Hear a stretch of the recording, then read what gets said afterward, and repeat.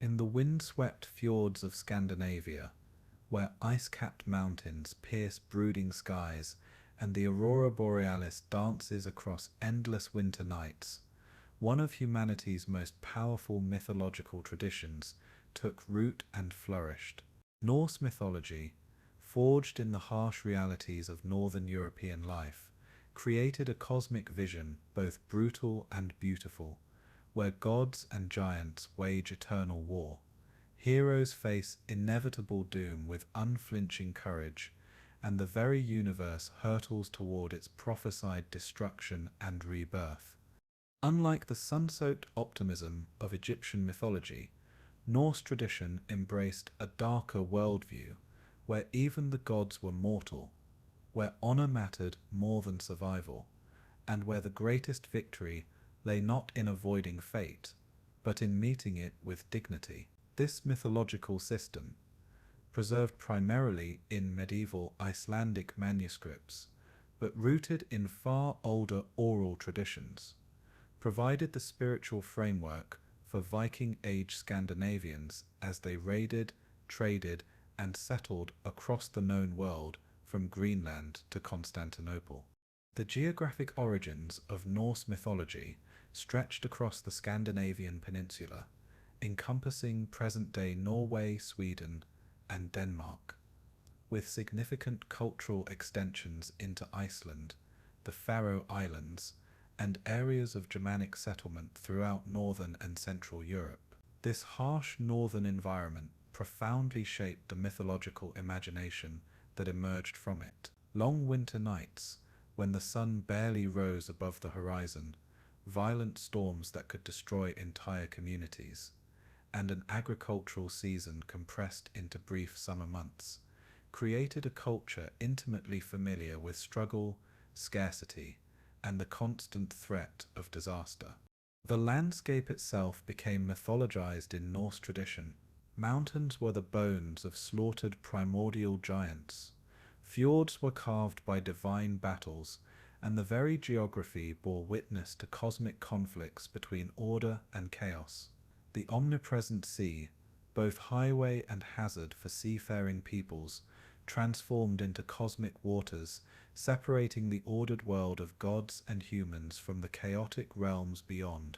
This environmental influence created mythological themes centered on conflict, endurance, and the tragic nobility of fighting against overwhelming odds. Norse mythology, as we know it today, reached us primarily through medieval Icelandic sources, most notably the Prose Edda and Poetic Edda, compiled centuries after the conversion to Christianity had officially ended the worship of the old gods. Snorri Sturluson, the 13th century Icelandic scholar who authored the Prose Edda, explicitly wrote to preserve knowledge of traditional mythology for understanding classical poetry, creating an invaluable but problematic source that filters pre-Christian beliefs through Christian medieval sensibilities. The Poetic Edda, a collection of mythological and heroic poems preserved in the 13th century Codex Regius manuscript, provides our most direct access to pre-Christian Norse mythological thinking. These poems, some of which may date back to the Viking Age or earlier, maintain the alliterative verse form of Germanic poetry and preserve archaic theological concepts that reveal a sophisticated cosmological system underlying the dramatic narratives. Archaeological evidence supplements these textual sources, revealing the material culture that surrounded mythological practice. Picture stones from Gotland, carved memorial stones depicting mythological scenes, demonstrate how these stories functioned in commemorative contexts. Archaeological discoveries of ship burials, weapon deposits, and ritual sites provide glimpses of religious practices that brought mythological concepts into lived experience. The famous Gundestrup cauldron, though Celtic in origin, displays mythological imagery that parallels Norse themes, suggesting widespread Germanic religious concepts that transcended tribal boundaries. Comparative analysis with related Germanic traditions helps reconstruct earlier stages of Norse mythological development. Anglo-Saxon poetry like Beowulf preserves mythological elements that parallel Norse traditions, while continental Germanic sources like the Gothic historian Jordanes provide glimpses of religious concepts among related peoples. The systematic comparison of these sources reveals both the distinctive features of Norse mythology and its connections to broader Germanic religious traditions. The conversion to Christianity, which occurred gradually between the 10th and 12th centuries across Scandinavia, created a complex cultural situation where traditional mythological knowledge was simultaneously suppressed and preserved. Christian missionaries and native converts often reinterpreted mythological elements rather than simply rejecting them, creating syncretic combinations that influenced both Christian and traditional thought. The god Baldr's death and resurrection, for instance, may have been influenced by Christian concepts, while Christian imagery sometimes incorporated traditional mythological symbols. What makes Norse mythology particularly compelling is its unflinching confrontation with ultimate questions about existence, fate, and meaning in a universe that offered no guarantees of justice or permanence. Unlike mythological systems that promised eventual triumph of good over evil or eternal rewards for proper behavior, Norse thought acknowledged that even the gods faced inevitable defeat, and that all existence moved toward Ragnarök, the prophesied end of the world. This apocalyptic vision wasn't pessimistic despair, but tragic realism that demanded courage precisely because the outcome was predetermined. The Norse cosmos was structured around conflict between opposing forces that could never achieve permanent resolution. Order and chaos, gods and giants, civilization and wilderness existed in eternal tension that generated both creative energy and destructive violence. This dualistic framework reflected the harsh realities of Scandinavian existence, where survival required constant vigilance against both human enemies and environmental dangers, where even successful communities remained vulnerable to sudden disaster, and where individual heroism mattered most when facing impossible odds. Central to Norse mythological thinking was the concept of word, often translated as fate, but encompassing a more complex understanding of how past actions created present circumstances and constrained future possibilities. Unlike fatalism that rendered human action meaningless, word suggested that while ultimate outcomes might be predetermined, the manner of facing one's destiny remained within individual control. This philosophical stance encouraged heroic action precisely because the hero's reputation and manner of meeting fate were the only things that truly lasted beyond death. The social context that produced Norse mythology was characterized by warrior culture, honor-shame dynamics, and kinship obligations that created a complex web of loyalties and vendettas. The hall-centered social structure, where warrior bands gathered around powerful leaders, provided the social template for divine society in Asgard, where the gods feast in Valhalla and prepare for their final battle. Gift-giving and reciprocal obligations between lords and retainers created social bonds that paralleled the relationships between gods and humans, where divine favor required human sacrifice and ritual observance in return for protection and success. The role of poetry and storytelling in preserving and transmitting mythological knowledge cannot be overstated. Skalds, professional poets who served Scandinavian courts, developed a highly complex poetic form that used mythological references as essential elements of their artistic expression. Understanding their poetry required intimate familiarity with mythological narratives, ensuring that these stories remained alive in cultural memory even as political and religious circumstances changed. The skaldic tradition created a feedback loop between mythological preservation and artistic innovation that kept traditional stories relevant across generations. As we embark on this exploration of Norse mythology, we enter a world where cosmic forces manifest through vivid personalities, where the boundaries between civilization and chaos remain constantly contested, and where the highest wisdom lies in understanding one's fate while choosing how to meet it with honor. These ancient stories, forged in the harsh beauty of the North, continue speaking to fundamental human experiences of struggle, loyalty, courage, and the search for meaning in an uncertain world. The gods we'll encounter are neither perfect nor immortal, but powerful beings wrestling with the same fundamental challenges that face all conscious creatures: the tension between order and freedom, the desire for permanence in a world of change, and the quest for meaning in the face of inevitable mortality. Their struggles, victories, and ultimate doom provide a mythological framework for understanding how to live with dignity in a universe that promises no easy answers or comfortable certainties. In the beginning, before gods walked the 9 worlds, and before heroes sang in golden halls, there was only Ginnungag, the yawning void that stretched between realms of fire and ice.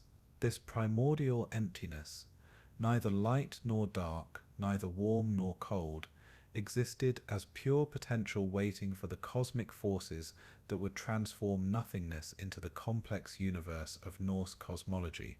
From this void would emerge not just the physical cosmos, but the fundamental patterns of existence that would govern all creation until Ragnarok's final fires consumed everything and prepared for the cycle to begin anew.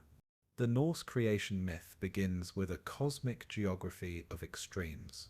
To the south lay Muspelheim, the realm of fire ruled by the giant Seiðr, whose flaming sword would eventually destroy the world. Intense heat radiated from this southern realm, creating conditions of blazing light and scorching temperatures that made existence impossible for all but the fire giants themselves. To the north spread Niflheim, the primordial realm of mist and ice, where cold vapors condensed into glacial formations and endless fog obscured all vision. Between these realms of absolute opposition stretched Ginnungag, the void that would become the stage for cosmic creation. The first stirrings of creation occurred when the heat from Muspelheim met the cold from Niflheim within the void. Where fire and ice encountered each other, the extremes moderated into conditions that could support existence. The ice began to melt, forming the primordial waters that would nurture the first living beings. This process of creation through the interaction of opposites established a fundamental pattern in Norse thought. Meaningful existence emerged not from harmony, but from the dynamic tension between conflicting forces. From these primordial waters emerged Ymir, the first giant and the ancestor of all giants, who would forever oppose the gods. Ymir was neither male nor female in the conventional sense, but a hermaphroditic being capable of self-reproduction, generating offspring from different parts of his body while he slept. From his sweat came the first frost giants, while from his feet were born additional giants who would populate Jotunheim, the realm of giants that would forever threaten cosmic order. Ymir sustained himself by drinking the milk of Orðin, the primordial cow, who also emerged from the melting ice, and whose nourishment allowed the giant to grow to enormous size. Orðin herself played a crucial role in the creation process by licking salt from the ice blocks formed by the interaction of fire and ice. Her persistent licking gradually revealed Buri, the first of the gods, who emerged from the salty ice over 3 days of careful excavation. This emergence through gradual revelation rather than sudden creation established the Norse understanding that divine beings, like humans, developed through time and effort rather than appearing fully formed. Buri became the ancestor of the Ossa gods, establishing the divine lineage that would rule Asgard and maintain cosmic order against the ever-present threat of giant chaos. Buri's son Bora married Bestla, a giantess, producing the three brothers who would complete the creation process: Odin, Vili, and Ve. These three gods, led by Odin, who would become the chief of the Æsir, undertook the great work of cosmic ordering by slaying the primordial giant Ymir. This act of cosmic regicide transformed creation from the natural emergence of life forms to the deliberate construction of ordered reality through divine violence. The brothers' motivation combined practical necessity with cosmic vision. Ymir's continued existence threatened any possibility of ordered creation, while his death provided the raw materials for constructing the cosmos. The creation of the physical world from Ymir's corpse established patterns of sacred violence and transformation that would recur throughout Norse mythology. The brothers used the giant's flesh to form Midgard, the middle realm where humans would dwell, surrounded by the giant's blood, which became the seas. Ymir's bones became mountains, his skull the dome of heaven supported by four dwarfs positioned at the cardinal directions, and his brain the clouds that would bring necessary rain. Even his eyelashes found purpose as the protective wall around Midgard that separated the human realm from the hostile wilderness beyond. This cosmogonic violence wasn't simple destruction, but creative transformation that established the fundamental relationship between order and chaos, civilization and wilderness, gods and giants that would structure Norse mythological thinking.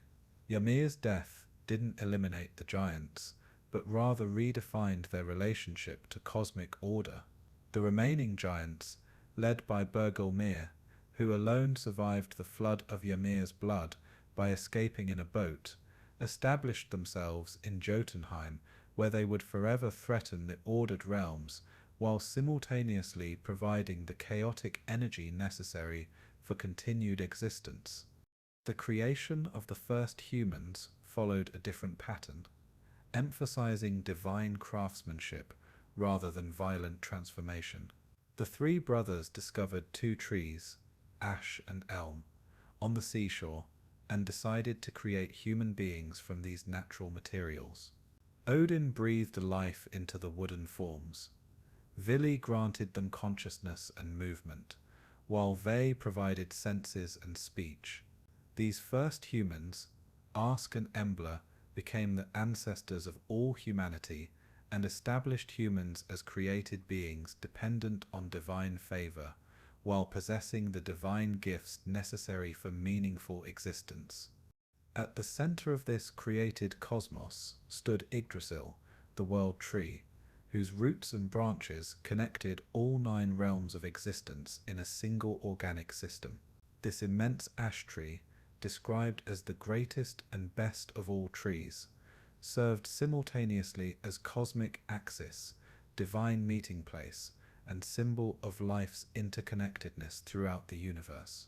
Yggdrasil wasn't merely a passive cosmic structure, but a living entity that required constant care and suffered ongoing damage from the creatures that dwelt within and around it.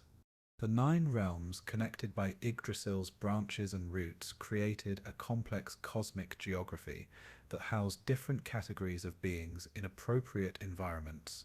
Asgard, the realm of the Ylsa gods, occupied the highest position, connected to Midgard by Bifrost, the rainbow bridge that allowed communication between divine and human realms. Vanaheim housed the Vanir, another group of gods who would eventually merge with the Ylsa through treaty and intermarriage. Lulsalfgard served as home to the light elves, while Savatalfgard housed the dark elves or dwarfs, whose craftsmanship supplied the gods with magical weapons and treasures. Jotunheim, the realm of giants, occupied a peripheral position that emphasized the giants' role as forces of chaos, threatening cosmic order while remaining necessary for cosmic function. Muspelheim retained its identity as the fire realm ruled by Surtur, while Niflheim continued as the primordial realm of ice and mist. Eelheim, ruled by the goddess Hel, served as the destination for those who died of disease or old age rather than in battle, creating a complex afterlife geography that reflected different modes of death and social status.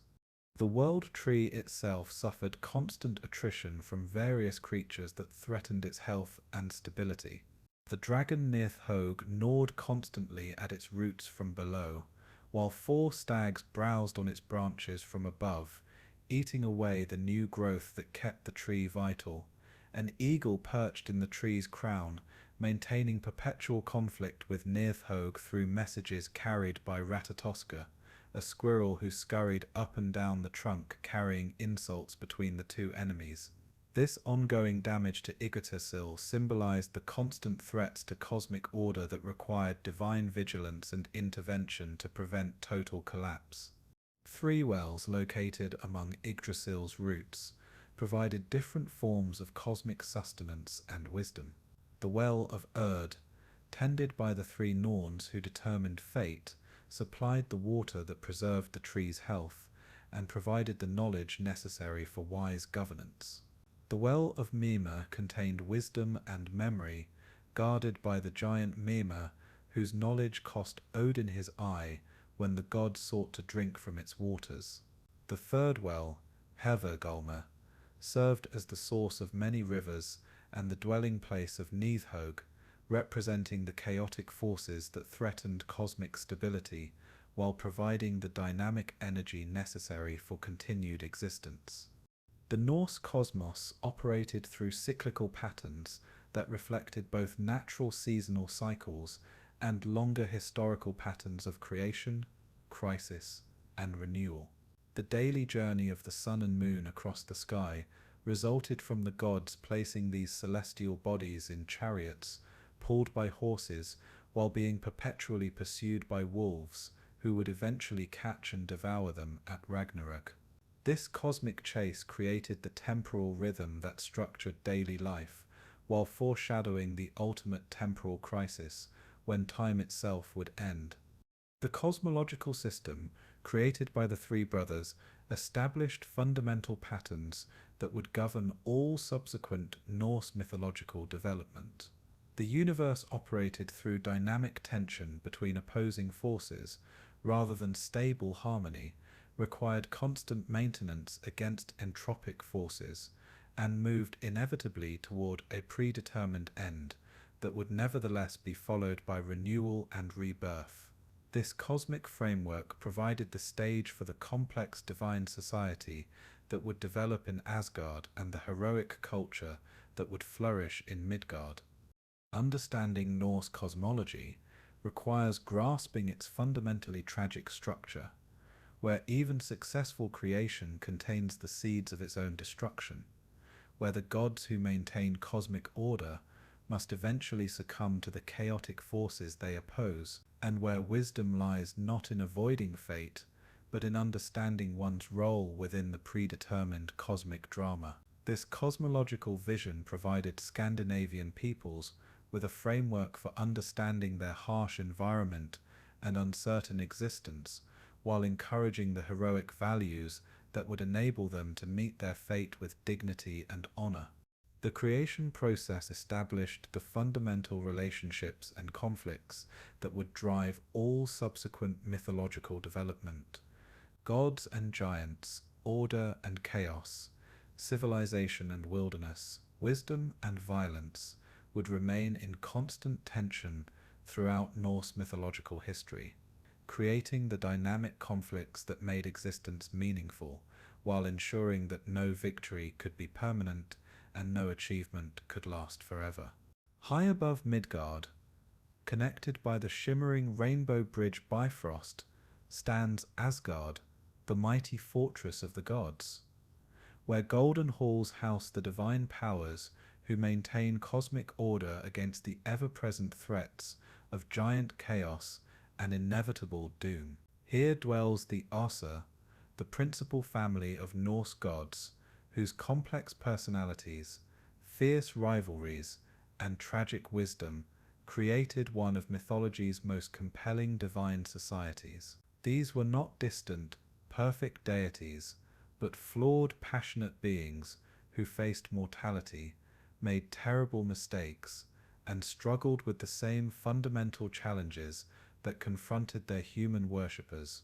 At the head of this divine hierarchy stands Odin, the All-Father, a complex deity who embodies wisdom, war, death, and magic in equal measure. Unlike the benevolent sky gods of other traditions, Odin represents a darker divine archetype, the god who sacrifices everything, including honor and life itself, in pursuit of knowledge that might delay but cannot prevent cosmic destruction. He is simultaneously the divine king who maintains order, and the wandering scholar who breaks taboos to acquire wisdom, the gift-giving lord who rewards his followers, and the oath-breaker who betrays trust when greater purposes demand it. Odin's physical appearance reflects his complex nature and the sacrifices he has made for wisdom.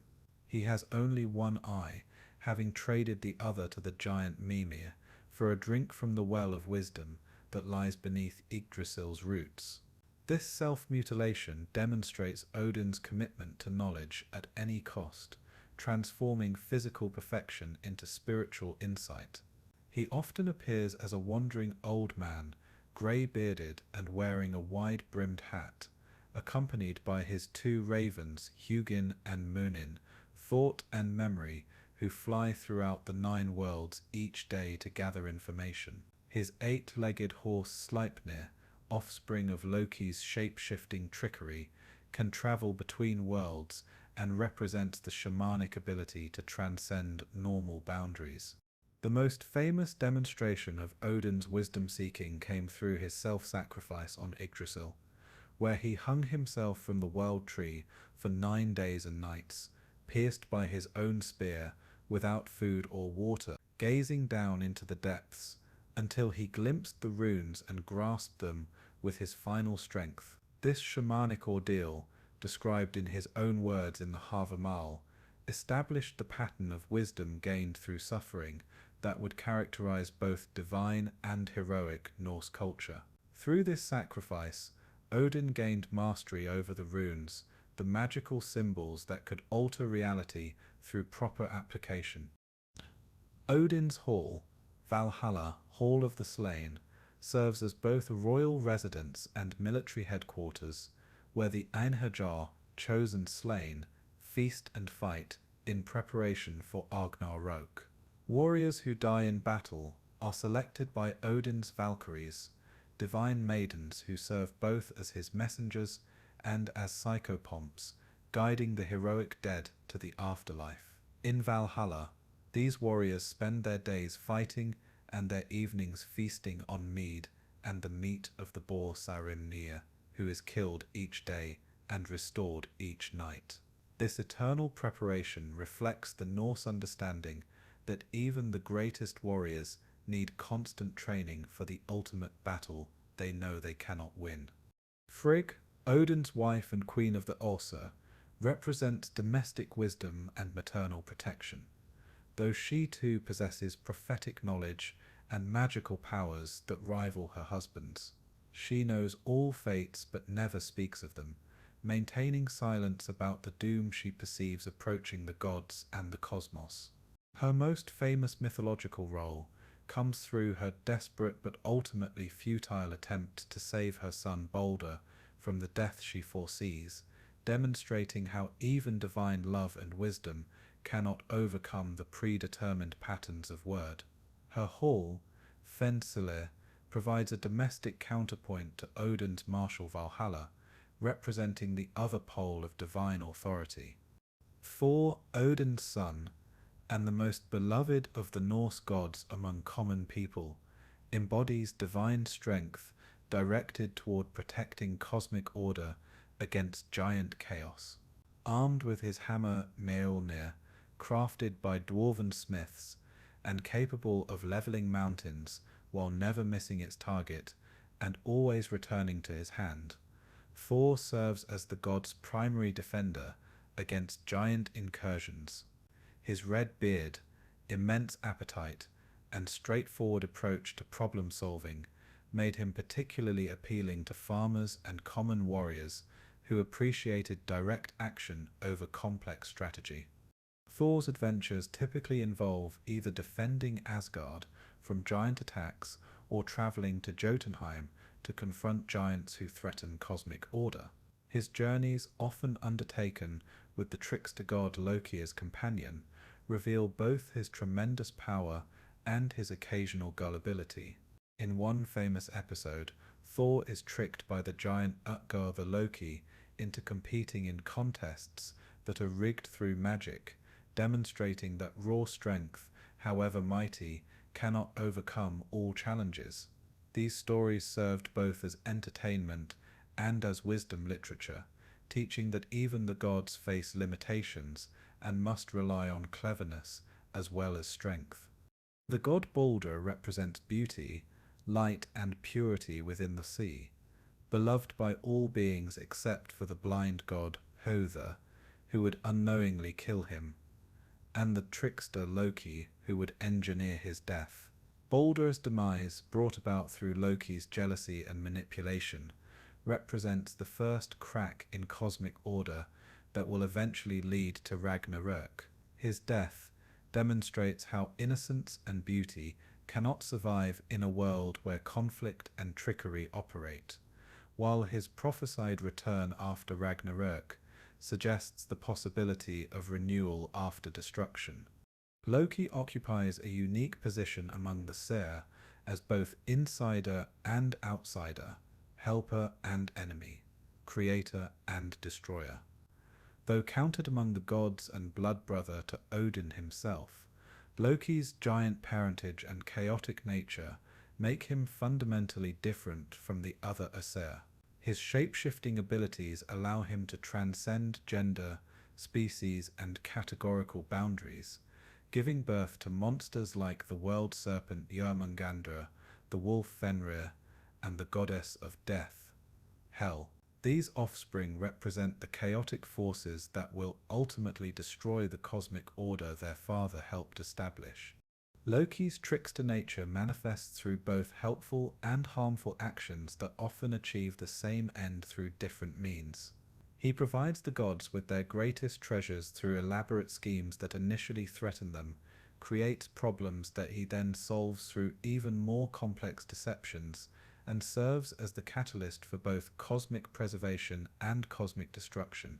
His eventual punishment, bound beneath a serpent that drips burning venom onto his face while his wife Seiðr catches what she can in a bowl, represents the price of chaos contained but not eliminated.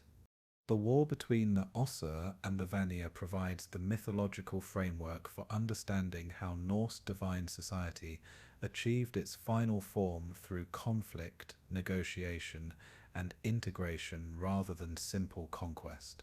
The Vanir, representing fertility, prosperity, and the peaceful exchange of goods, initially stood in opposition to the more martial Æsir, with their emphasis on warfare, wisdom, and hierarchical authority. This divine conflict reflected real cultural tensions between different religious and social traditions within Scandinavian society. The war began over the treatment of Gullveig, a Vanir goddess associated with gold and desire, whose presence in Asgard led to corruption and conflict among the Æsir. 3 times they killed her, and 3 times she was reborn, demonstrating the indestructible nature of the forces she represented. Unable to eliminate her influence and facing the military response of her people, the Æsir found themselves in a protracted conflict that neither side could win definitively. The resolution came through negotiation and the exchange of hostages that gradually became full integration. The Vanir sent their most prominent members, Seiðr, and his children Freyja and Freyja, to live among the Æsir, while Odin's brother Honir and the wise Mima went to the Vanir. This exchange created the divine synthesis that characterized mature Norse religion, combining the martial wisdom of the Æsir with the fertility magic and economic prosperity associated with the Vanir. Jotha brought mastery over wind and sea that made him the patron of merchants and seafarers, while his son Freyr became the principal fertility god, whose blessing ensured agricultural abundance and dynastic continuation. Freyr's magical ship that could be folded up and carried in a pocket, and his golden boar that could travel faster than any horse, demonstrated divine mastery over the forces that human prosperity depended upon.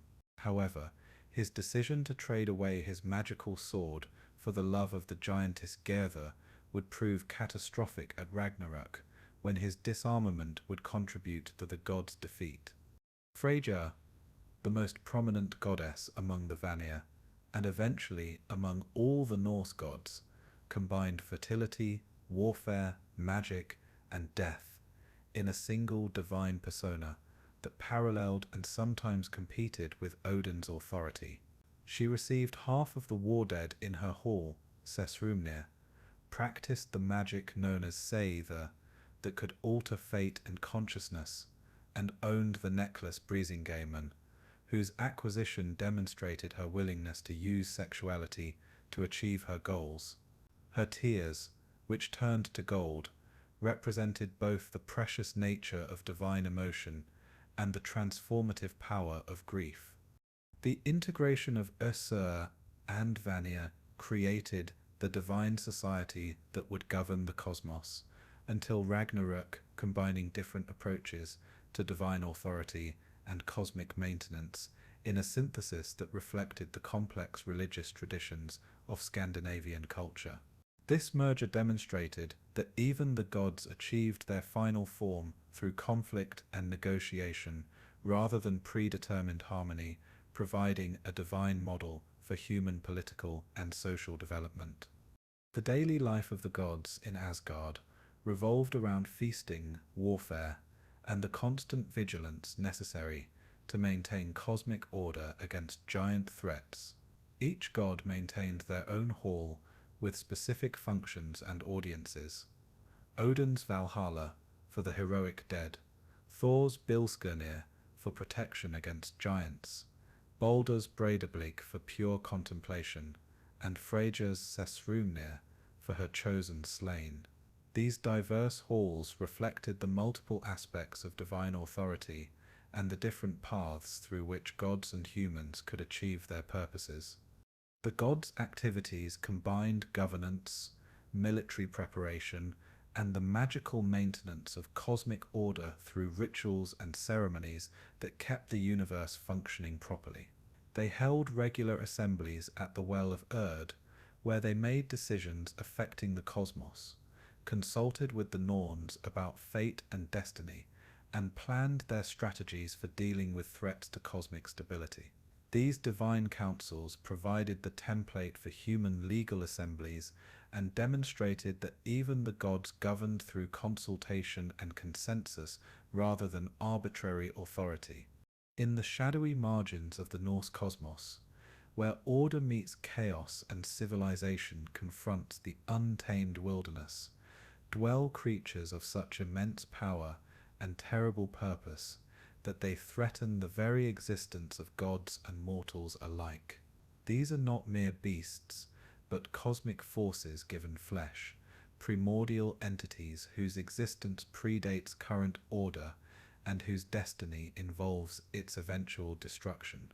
Unlike the monsters of other mythologies who serve as obstacles for heroes to overcome, the great monsters of Norse tradition represent inevitable fate itself, growing stronger with each passing age until they achieve their prophesied triumph over the cosmic order that seeks to contain them.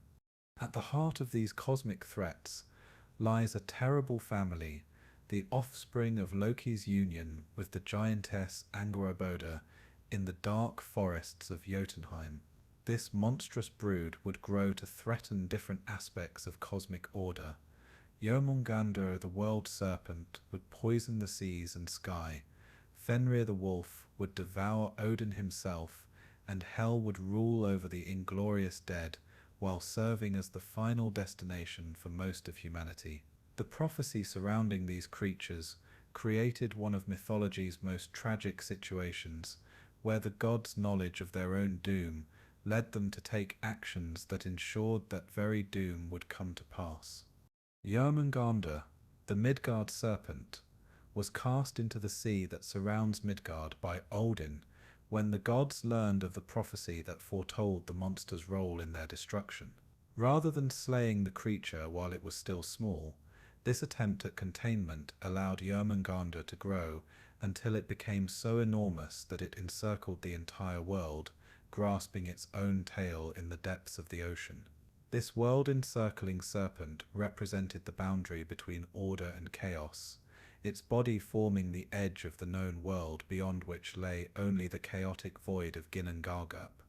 The serpent's presence created a constant underlying threat to cosmic stability, its movements causing earthquakes and tidal waves that reminded mortals of the precarious nature of their existence. When Jörmungandr arrived in the depths, mountains shook and the sea boiled, demonstrating the creature's immense power and the impossibility of truly containing forces of cosmic magnitude.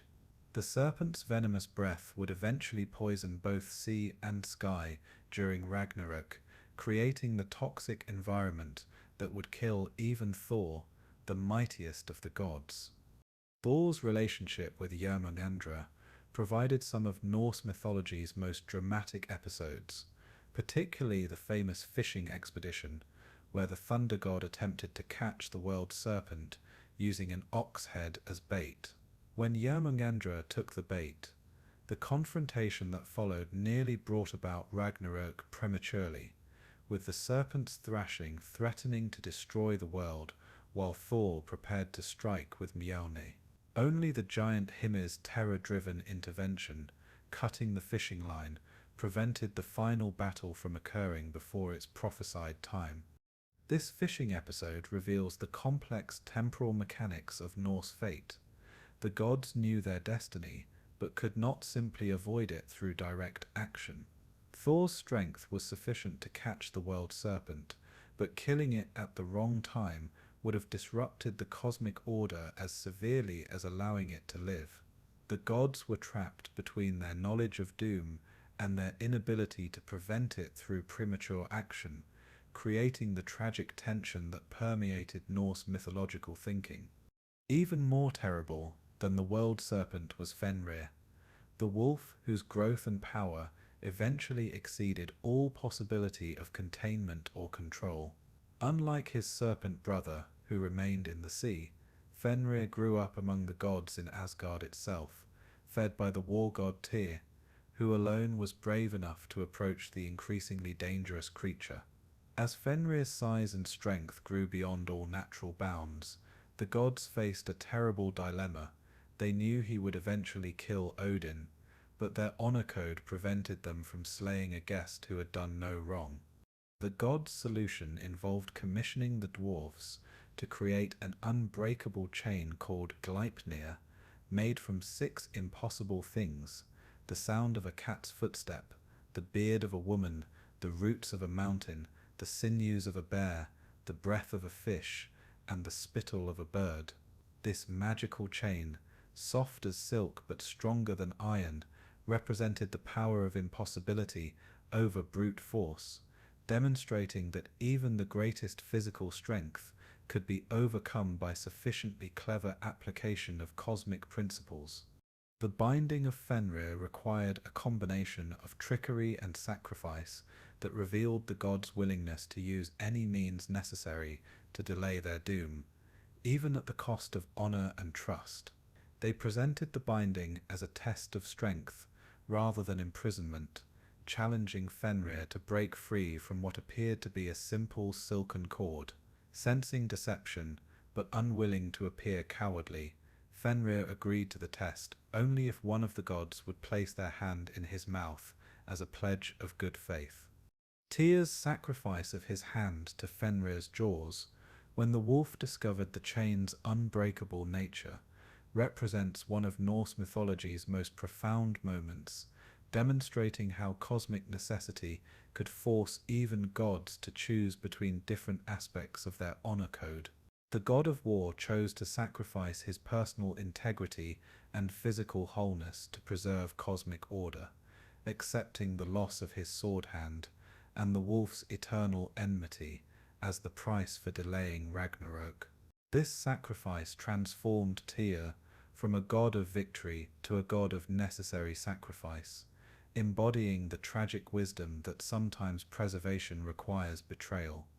The bound Fenrir, chained to a rock deep underground with a sword wedged in his jaws to prevent his howls from shaking the cosmos, became a symbol of contained but not eliminated threat. His presence in Norse consciousness served as a constant reminder that cosmic order existed through active containment of chaotic forces rather than their elimination, and that the energy required for this containment grew greater with each passing age until it would eventually prove insufficient. The third member of Loki's monstrous brood, Hel, presented a different kind of threat to cosmic order through her dominion over death and the inglorious dead, born half living and half corpse, with one side of her body beautiful and the other side rotting. Hel embodied the ambiguous boundary between life and death that made her simultaneously necessary and dangerous to cosmic stability. Odin cast her down to the underworld realm that bore her name, where she would rule over all who died of sickness, old age, or accident, rather than in glorious battle. Hel's realm provided the destination for the majority of humanity, those who could not achieve the warrior's death, that would bring them to Odin's Valhalla, or Freyja's Sessrumnir. Her hall, Eljudnir, with its high walls and gates, housed the dishonored dead in conditions that reflected their manner of death, rather than their moral character during life. This created a complex afterlife geography where social status and manner of death determined posthumous existence more than ethical behavior, reflecting the aristocratic warrior values of Norse culture. The goddess of death's most significant mythological role came through her refusal to release Baldr from death despite the god's desperate pleas and Frigg's universal mourning. When Baldr died through Loki's trickery and Hertha's unwitting hand, all creation wept for the beloved god except for one being minus the giantess Seiðr, who was likely Loki in disguise. Hel had promised to release Baldr if all things mourned for him, but this single refusal gave her the justification to keep the god of light in her realm, demonstrating how the forces of death and chaos could use the god's own rules against them. Beyond these three offspring of Loki, other monstrous beings threatened cosmic order through their immense power and chaotic nature.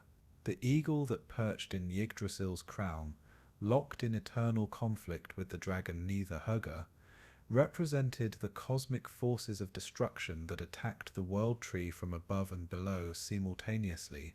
Their perpetual warfare, mediated by the squirrel Ratatoskr, who carried insults between them, symbolized how cosmic order remained under constant assault from multiple directions, requiring continuous divine intervention to prevent total collapse.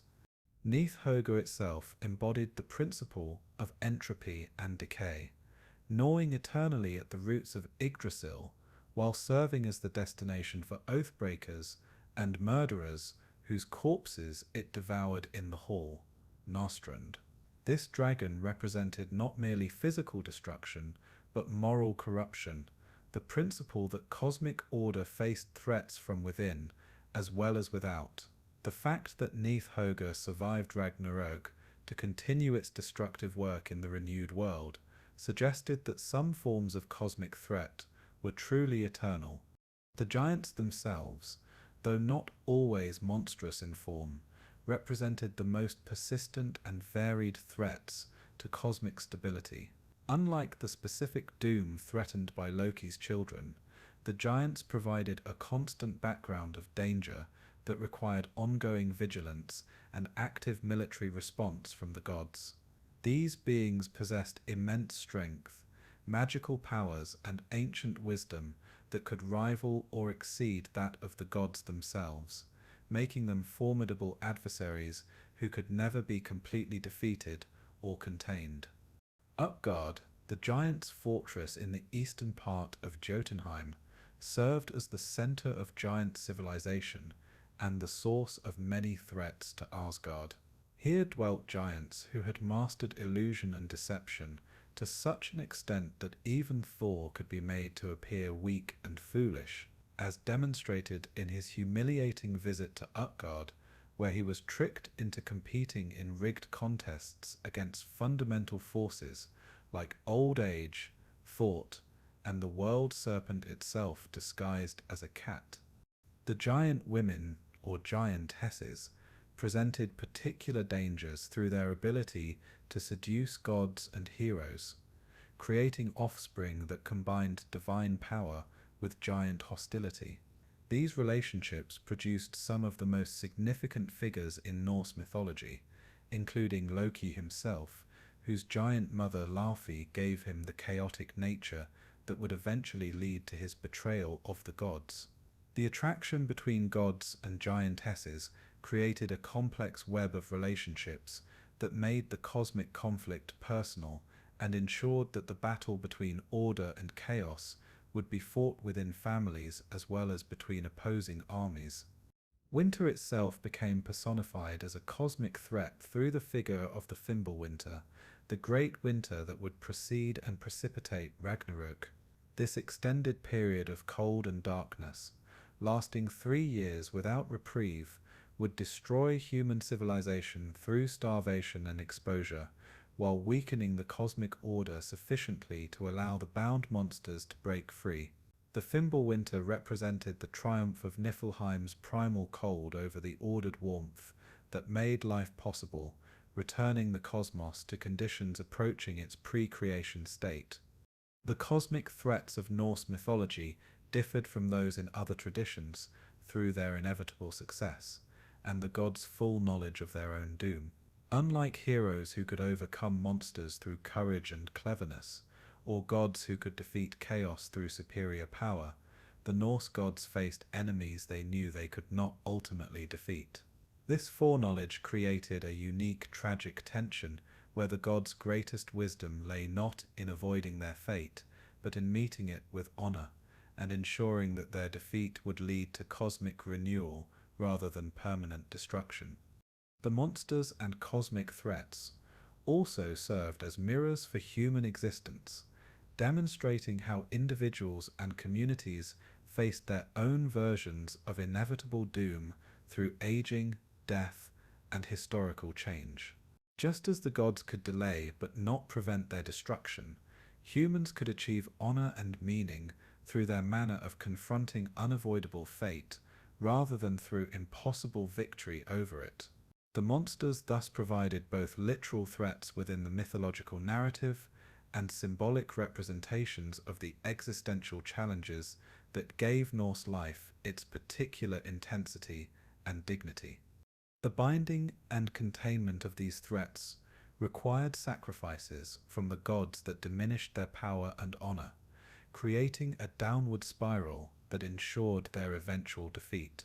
Each successful containment of a monster cost the gods something irreplaceable: Tyr's hand, Odin's honor through oath-breaking, and the cosmic energy required to maintain chains and barriers that grew heavier with each passing age. These sacrifices accumulated over time, weakening divine power while the contained threats grew stronger, creating the inevitable trajectory toward Ragnarök.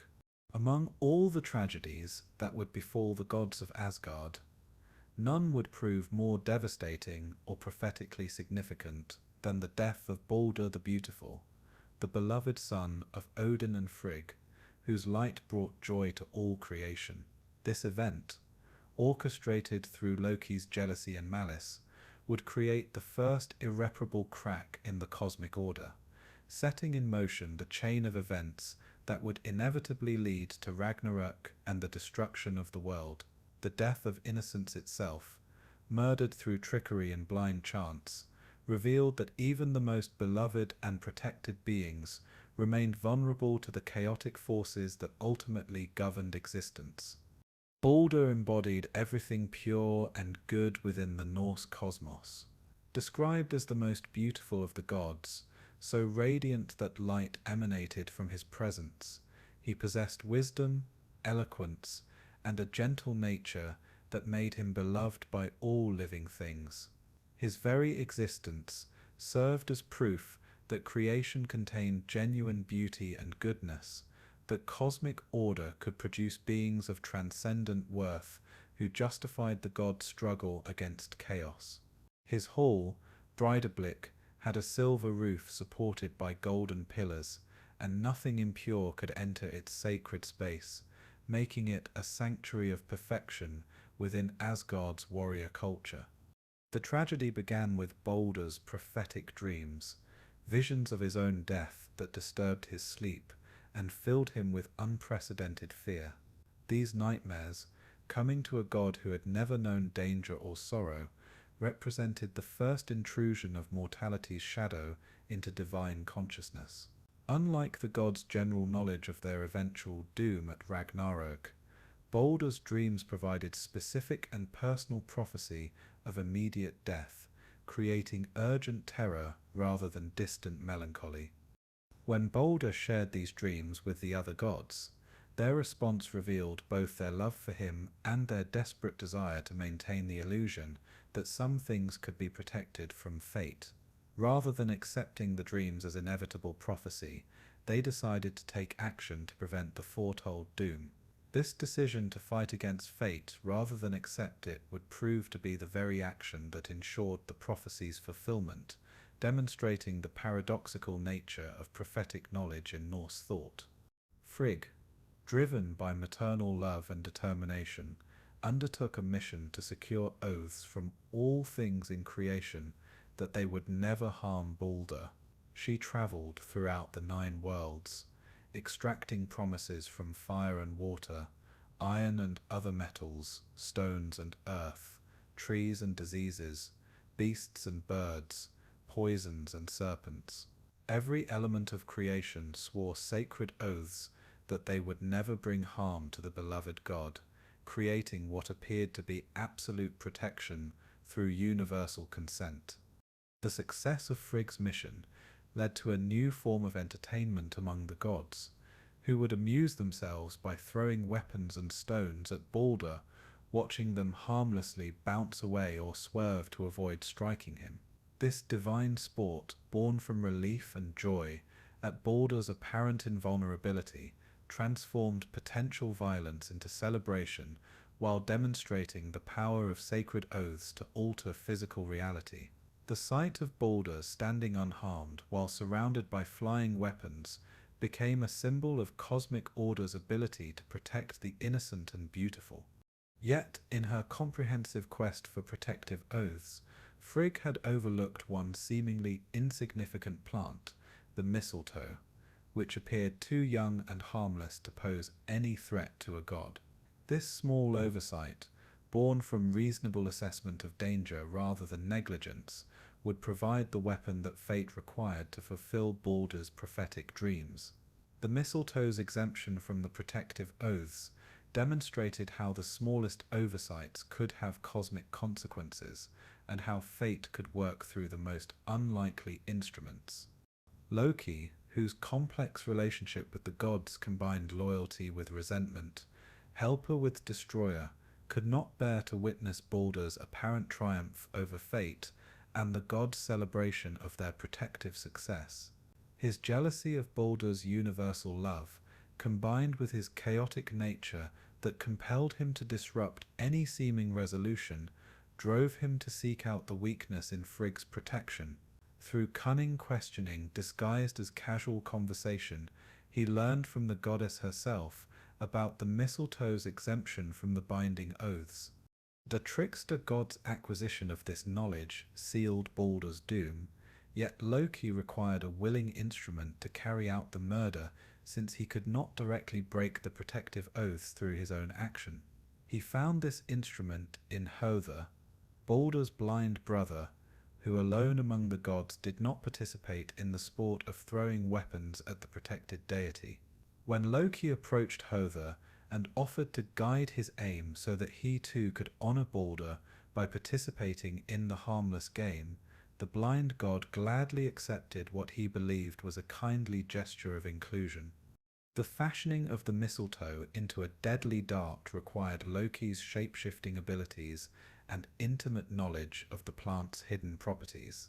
This seemingly fragile weapon, guided by Loki's malicious intelligence and thrown by Höðr's innocent hand, pierced through all magical protections to strike Baldr's heart and kill him instantly. The moment of impact created a silence that spread throughout the 9 worlds as all creation recognized that something irreplaceable had been lost forever. Baldr's death shattered the illusion that love, wisdom, and protective care could overcome fate's harsh demands. The god who embodied beauty, innocence, and hope lay dead through the malice of one who had been counted among his protectors and the unwitting action of his own brother. This triple betrayal, by fate, by trust, and by family, revealed the fundamental vulnerability of all good things in a universe where chaos ultimately possessed greater power than order. The immediate response to Baldr's death combined overwhelming grief with desperate attempts at restoration that would ultimately fail, but reveal the depths of divine love and the limitations of divine power. All creation wept for Baldr's gods and giants, humans and animals, the living and the dead, all mourned the loss of beauty and innocence from the world. Their tears were so abundant that they threatened to flood the 9 worlds, demonstrating how genuine goodness, once lost, left a void that could never be adequately filled. Frigg's plea that someone among the gods would ride to Hel's realm and attempt to ransom Baldr back from death showed both maternal desperation and the god's refusal to accept that any loss could be truly permanent. Hermodr, another of Odin's sons, volunteered for this dangerous mission, riding Sleipnir through the treacherous paths that led to the underworld where the living were not welcome, and where even gods possessed no natural authority. The journey to Hel's realm required crossing the bridge, Gulabru guarded by the maiden Morgothr, who questioned all who sought to pass into death's domain. Hermodr's explanation of his mission to ransom back a god from death itself represented such an unprecedented request that even the guardian of death's threshold was moved to assist him.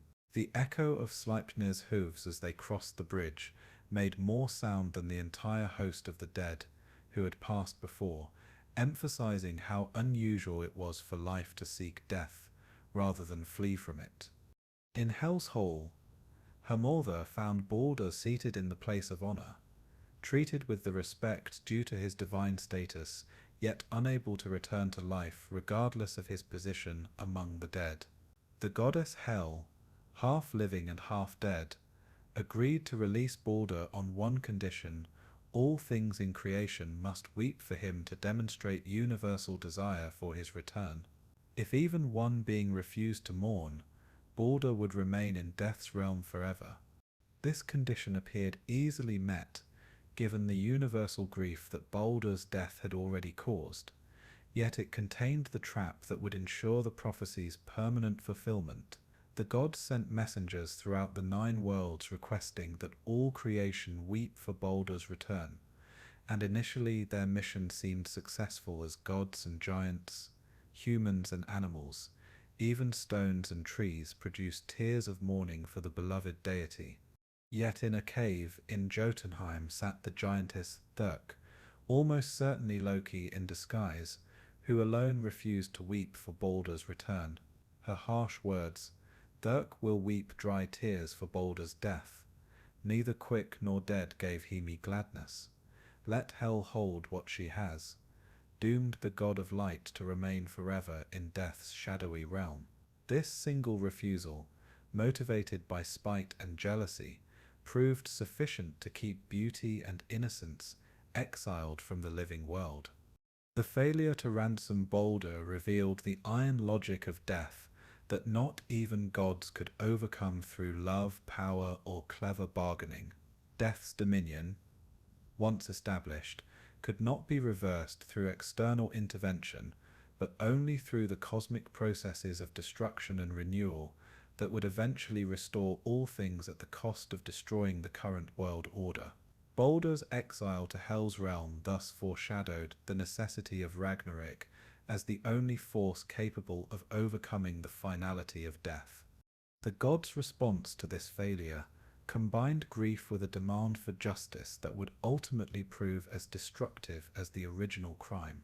Unable to restore Baldr, they sought vengeance against his killers, beginning with Hother, who, despite his innocence and manipulation by Loki, had actually thrown the fatal dart. Vali, born of Odin's union with the giantess Rinda for the specific purpose of avenging Baldr, grew to full size in a single day and killed Hother before he was even 1 night old. This vengeance against the innocent instrument of murder, while the true perpetrator remained unpunished, revealed how grief could corrupt justice, and how the demand for satisfaction could perpetuate rather than resolve cosmic imbalance. Hother's death removed another son from Odin's household, while leaving Loki free to continue his destructive work, demonstrating how the pursuit of revenge could compound rather than heal the damage caused by the original crime. The ultimate consequence of Baldr's death was not just the loss of one beloved god, but the revelation that cosmic order could not protect what was most precious, that fate's demands superseded divine love and power, and that the universe contained fundamental injustices that could not be corrected within the current cosmic order. This recognition would drive the gods toward the increasingly desperate and dishonorable actions that would characterize their final age, and ensure that when Ragnarök came, it would bring welcome release from an existence that had become unbearable. Baldr's death thus marked the moment when Norse mythology shifted from stories of divine triumph and cosmic maintenance to tragic recognition of divine limitation and inevitable doom. The first crack in heaven, opened by the death of innocence itself, would widen until it split the cosmos apart and made renewal through destruction, not merely prophesied, but desperately desired by gods and mortals who could no longer bear the weight of existence in a world where beauty died and justice failed. The gods' tolerance for Loki's increasingly destructive behavior, maintained through centuries of ambivalent relationship, where his crimes were balanced by his services, finally reached its breaking point through an act of casual cruelty that revealed the trickster's fundamental contempt for divine society. At a feast in the hall of the sea god Æsir, where gods gathered to enjoy the giant's legendary hospitality and the brewing skills that made his ale famous throughout the 9 worlds, Loki's bitter jealousy and malicious tongue would trigger the final sequence of events leading to Ragnarök. The feast at Surge's hall was intended as a celebration of divine fellowship, a rare moment when the gods could set aside their constant vigilance against cosmic threats and enjoy the pleasures of divine society. The hall itself, illuminated by magical golden light and filled with the sound of skaldic poetry praising divine deeds, represented the height of civilized pleasure where wisdom, wit, and fellowship could flourish under peaceful conditions. Yet this very gathering of divine harmony would prove irresistible to Loki's compulsion to sow discord and reveal the hidden tensions that lay beneath surface courtesy. Loki's entrance into the feast came after he had been excluded from the invitation list, a deliberate snub that reflected the gods' growing awareness of his dangerous nature, while stopping short of the complete banishment that their honor code made difficult to justify. His forced entry through threats and references to his blood brotherhood with Odin demonstrated how past relationships and obligations could be manipulated to gain access to situations where one was no longer welcome. The trickster's presence immediately changed the atmosphere from celebration to tension as the gods recognized the potential for disruption. What followed was the Lokasena, Loki's flyting or verbal duel with the assembled gods, where the trickster systematically revealed shameful secrets about each deity present, while they responded with increasingly angry accusations about his own crimes and perversions. This exchange of insults and revelations, conducted according to the formal rules of Norse verbal combat, exposed the hidden corruption and moral compromises that lay beneath the gods' public personas, while revealing Loki's intimate knowledge of their secrets and his willingness to weaponize that knowledge.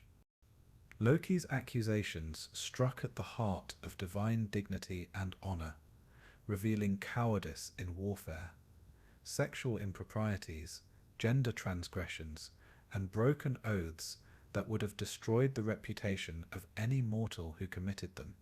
His claim that Odin himself had practiced Seiðr magic, considered unmanly for male practitioners, and his detailed knowledge of divine sexual adventures demonstrated how thoroughly the trickster had penetrated divine society while maintaining his outsider's perspective on its values and limitations. The gods' responses to Loki's accusations combined defensive anger with counter-accusations that revealed their own long-suppressed resentment of the trickster's chaotic nature and destructive actions.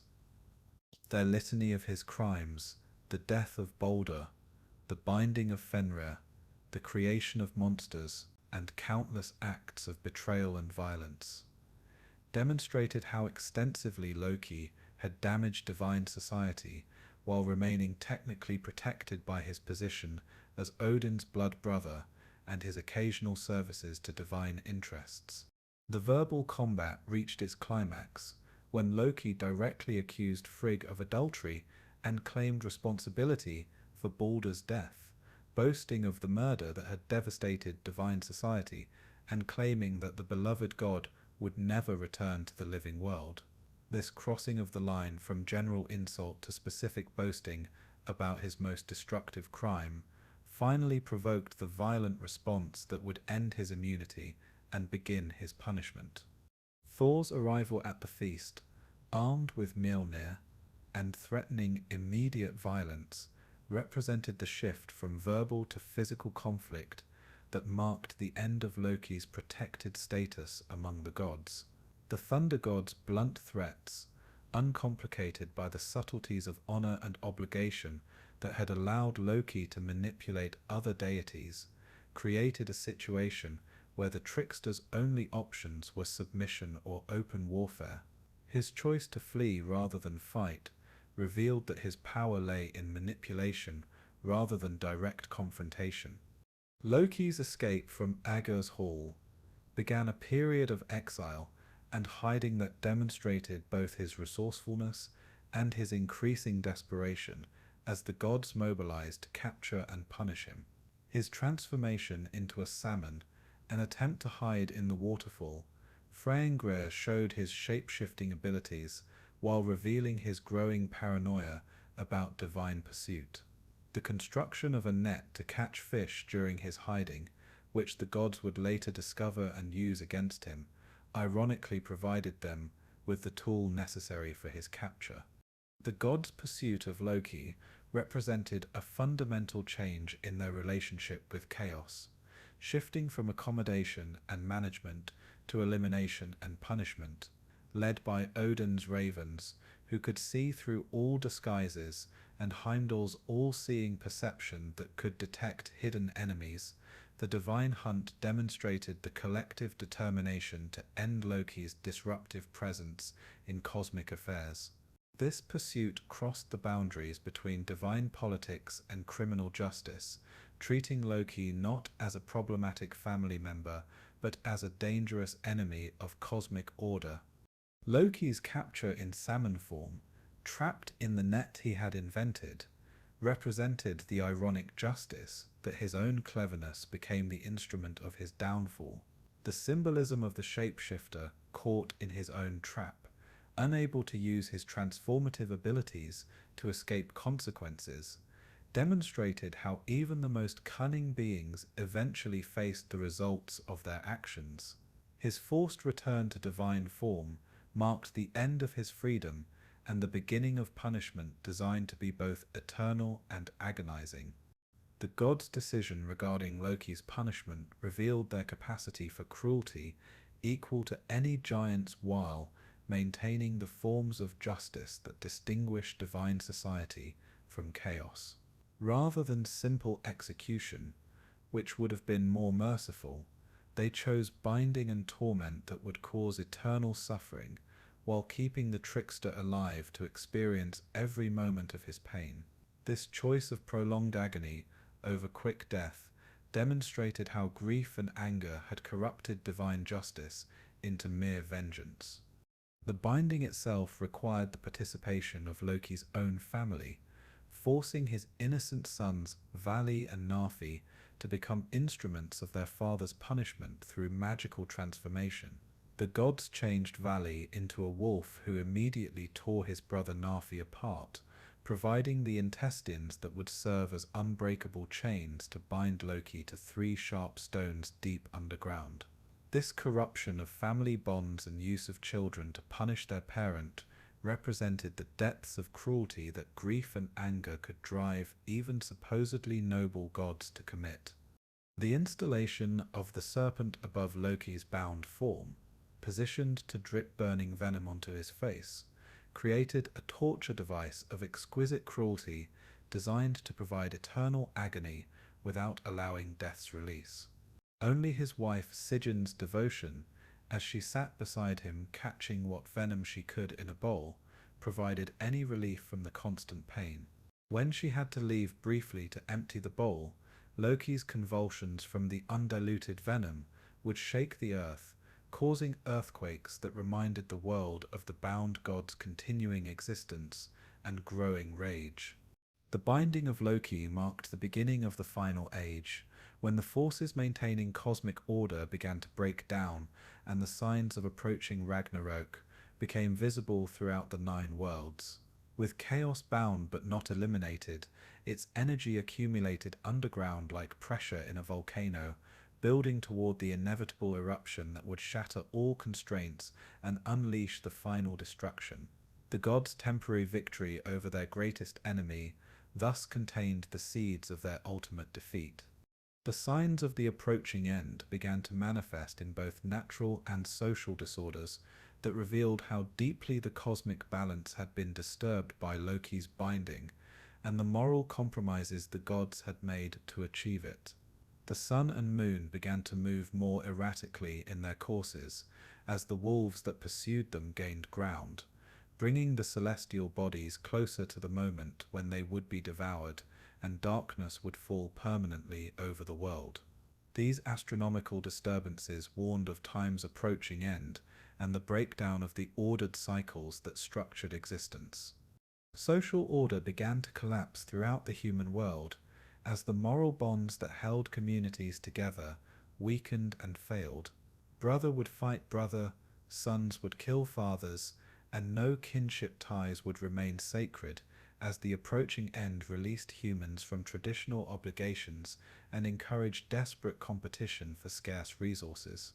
The breakdown of family loyalty and social cooperation reflected the cosmic disorder that Loki's binding had temporarily contained but not resolved. The 3 winters that would immediately precede Ragnarök, known as the Fimbulwinter, would bring cold and darkness that would destroy human civilization through starvation and exposure, while weakening the cosmic order sufficiently to allow the bound monsters to break free. This great winter, longer and more severe than any previously experienced, would demonstrate winter's triumph over summer, darkness over light, and chaos over the ordered seasons that made life possible. During this final winter, wolves would devour the sun and moon, plunging the world into permanent darkness that would end the celestial cycles governing time and season. The stars would fall from their courses, creating cosmic disorder that would allow the giants to navigate the paths between worlds that had previously been closed to them. The familiar geography of night and day, season and year would dissolve into undifferentiated time that offered no structure for meaningful action. The world tree Yggdrasil itself would begin to shake as the accumulated damage from Nidhogger's gnawing and the other creatures that fed upon it finally compromised its structural integrity. The great ash that connected all 9 worlds and provided the cosmic framework for ordered existence would groan and tremble as it approached the moment when it could no longer support the weight of creation. Its eventual fall would signal the final collapse of cosmic order and the approach of universal dissolution. As these signs accumulated, the bound monsters would sense their approaching freedom and begin to strain against their constraints with renewed vigor. Fenrir would test his bonds with increasing desperation, while Jörmungandr would writhe in the world-encircling sea with such violence that tidal waves would devastate coastal areas and poison would begin to leak from his massive body. Even Loki's struggles against his binding would intensify as he sensed the approaching moment when his long-awaited revenge would finally be possible. The gods' response to these signs combined desperate preparations for inevitable war with melancholy acceptance of their prophesied doom. They would gather their heroes in Valhalla, train constantly for the final battle, and forge alliances with any willing allies while knowing that all their preparations would prove insufficient against the forces arrayed against them. This tragic preparation for known defeat represented the highest expression of Norse heroic values, where honor lay not in victory, but in the courage to fight against impossible odds. The final battle that would consume gods and giants, heroes and monsters in mutual destruction had been prophesied since the beginning of time. Yet when Ragnarök finally arrived, its reality exceeded even the direst predictions in both scope and horror. This was not merely the end of divine rule, or the destruction of current civilization, but the complete dissolution of cosmic order itself, where the fundamental structures that supported existence would collapse and drag all creation into the chaos of non-being. Yet within this ultimate catastrophe lay the promise of renewal, for Norse cosmic vision understood destruction and rebirth as inseparable aspects of time's eternal cycle. The immediate trigger for Ragnarök's commencement came when the accumulated signs of cosmic breakdown finally reached the critical threshold that would allow the bound monsters to break free from their constraints. The Fimbul winter had devastated human civilization, the celestial wolves had nearly caught the sun and moon, and the world tree itself groaned under the accumulated damage that threatened to bring down the cosmic framework. In this weakened state, the magical bonds that held chaos in check could no longer contain the forces they had temporarily restrained. Loki's liberation from his underground torment marked the first stage of the cosmic unraveling. The earthquakes caused by his convulsions had gradually loosened the stones that anchored his bonds, while the accumulated venom that had dripped onto his face for countless ages had finally corroded the magic that made his chains unbreakable.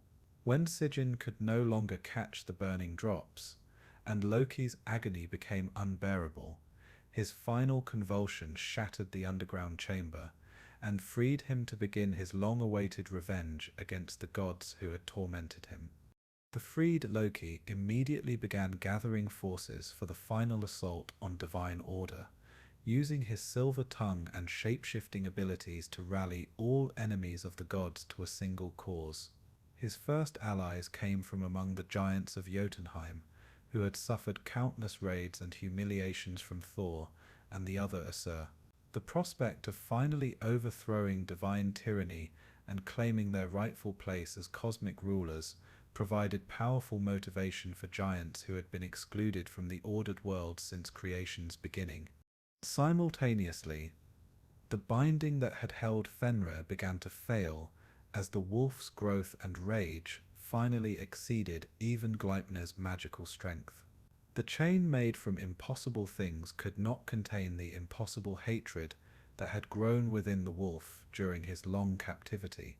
When Fenrir broke free, his first act was to devour the sun, fulfilling the prophecy that had motivated his binding, while demonstrating that the gods' attempts to prevent their doom had merely delayed and intensified it.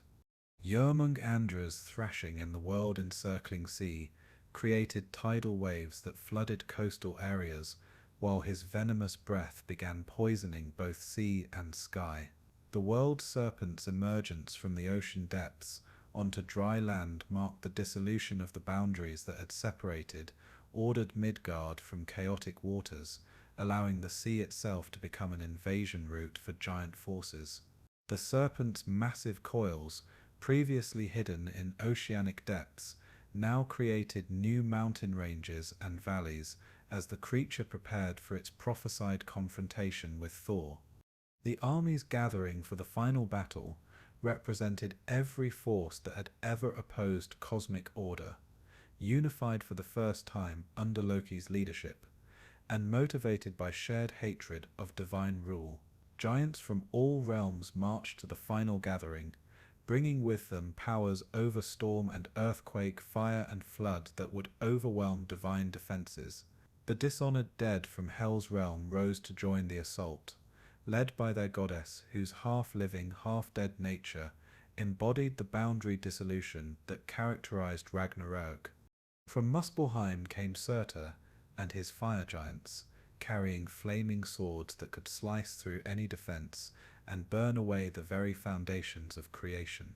Surtur's role in the final destruction had been prophesied since the creation itself, when his fire realm provided one of the primordial forces that brought ordered existence into being.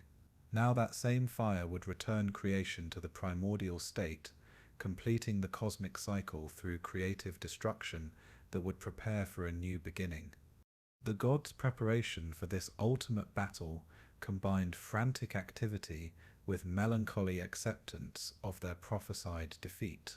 Odin rode Sleipnir throughout the 9 worlds, gathering intelligence about enemy preparations while seeking any possible advantage in the coming conflict. His ravens returned each evening with reports that confirmed the gods' worst fears. Their enemies vastly outnumbered them, possessed superior knowledge of their weaknesses, and fought with the desperate fury of beings who had been oppressed and humiliated for cosmic ages. In Valhalla, the Einherjar trained with renewed intensity, knowing that their eternal preparation was finally approaching its purpose. These chosen slain, selected from humanity's greatest warriors, represented the gods' only significant military advantage in terms of disciplined troops familiar with organized warfare. Yet even their legendary prowess seemed insufficient against the chaotic fury and supernatural powers of their giant opponents. Thor spent his final days hunting giants with renewed vigor, trying to reduce enemy numbers before the ultimate confrontation, while knowing that his efforts made little difference against the vast host gathering against divine rule. His hammer Mjolnir had never failed to return to his hand or to crush any target he struck, yet the thunder god understood that even his mighty weapon would be insufficient against the cosmic forces arrayed against him. The actual battle of Ragnarök began when Heimdall's horn, Gjallarhorn, sounded its warning that the final assault had commenced. The watchmen of the gods, whose incredible senses could perceive threats across vast distances, had observed the approaching army and sounded the alarm that would rally divine forces for their last stand. The horn's blast echoed throughout the 9 worlds, calling all allies of order to gather for the battle that would determine whether cosmos or chaos would rule the renewed world. The battlefield chosen for this ultimate confrontation was Vigridr, a vast plain that could accommodate the armies of gods and giants, along with their monstrous allies.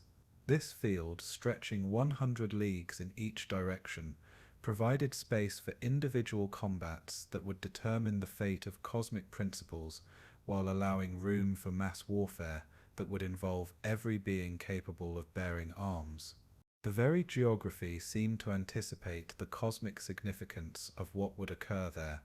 The individual duels that comprised Ragnarok's climax matched opposing forces in confrontations that had been building since creation's beginning. Odin faced Fenrir in the battle that would finally resolve the tension between wisdom and rage, between the god who had sacrificed everything for knowledge and the wolf who had sacrificed everything for revenge. Despite Odin's wisdom, magic, and the loyalty of his warriors, the wolf's jaws finally closed around the All-Father, ending the rule of divine wisdom in a moment of brutal triumph for primal fury. Thor's battle with Jormungandr fulfilled the prophecy that had surrounded their relationship since the world serpent's birth.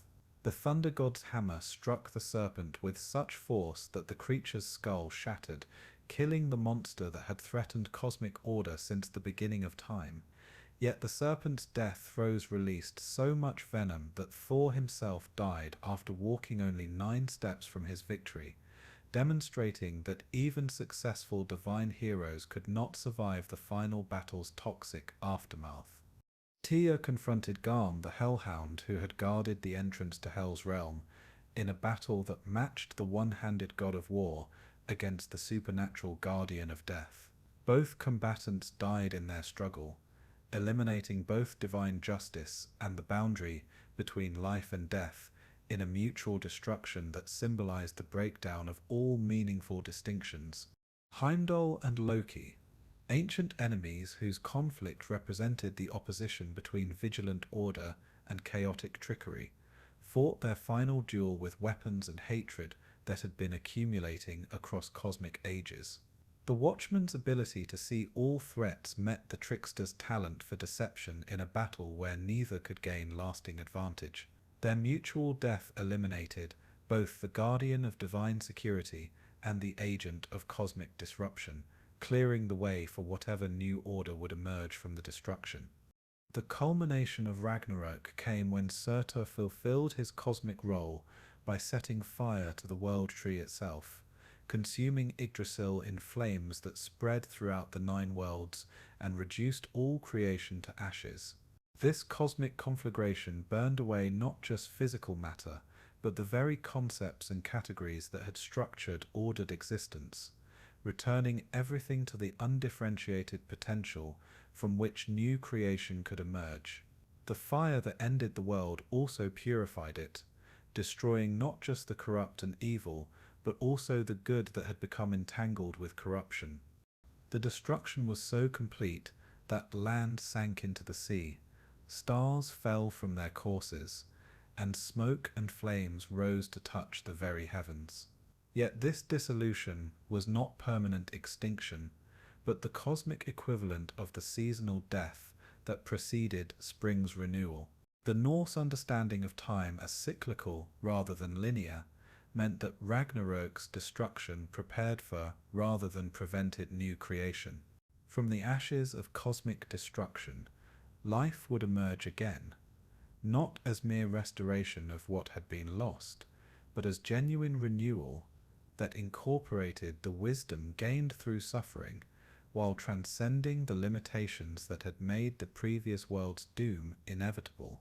This post-Ragnarök cosmos represented not just hope, but the fulfillment of Norse mythological logic, where destruction and creation formed inseparable aspects of a single cosmic process that generated meaning through cyclical transformation rather than linear progress. The first sign of renewal came from the earth itself, which gradually emerged from the waters that had covered it during the final conflagration. This new land was greener and more fertile than the old world, watered by morning dew that had somehow survived the cosmic fire and enriched by the ashes of gods, giants, and heroes whose deaths had returned their essential energies to the soil. The earth's emergence from beneath the waters paralleled the original creation, while representing genuine improvement rather than mere repetition. Remarkably, not all the gods had perished in Ragnarök's destruction. Some had survived through wisdom, others through innocence, and still others through their essential nature that transcended the specific conflicts that had destroyed the previous cosmic order. These survivors would inherit the renewed world, not through conquest but through their ability to embody values and principles that could flourish under new conditions without repeating the mistakes that had led to the previous destruction. Baldr and Hertha, the brothers whose tragic relationship had begun the sequence of events leading to Ragnarök, would return from Hel's realm to rule the new world together. Their restoration represented the healing of the family divisions and blind violence that had characterized the final age of the gods.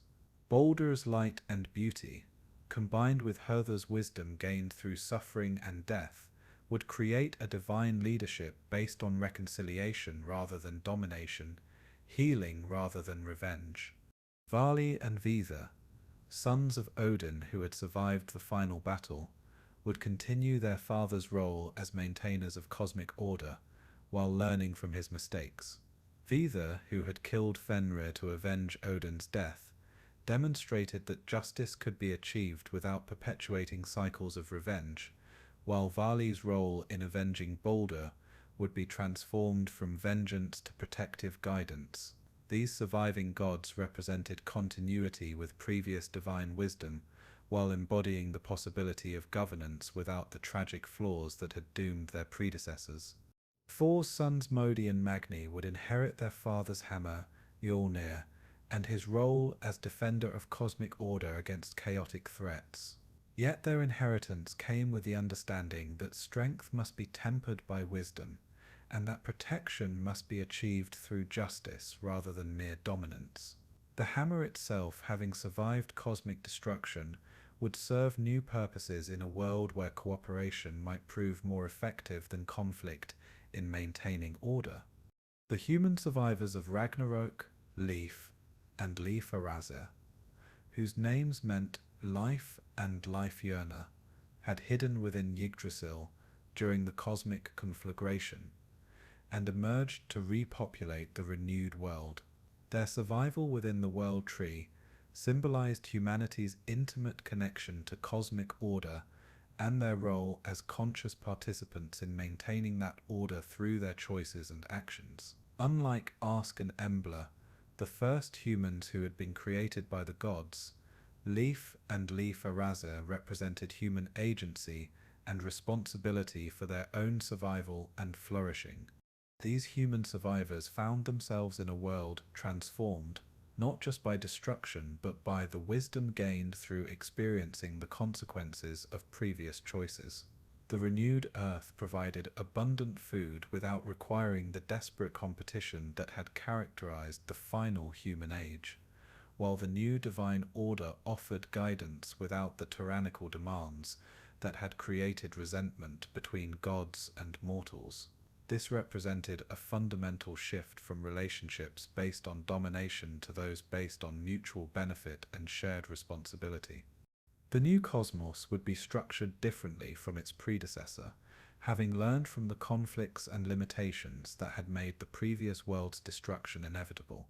The rigid boundaries between gods and giants, order and chaos, civilization and wilderness that had created eternal conflict would be replaced by more flexible relationships that could accommodate necessary change without triggering cosmic warfare.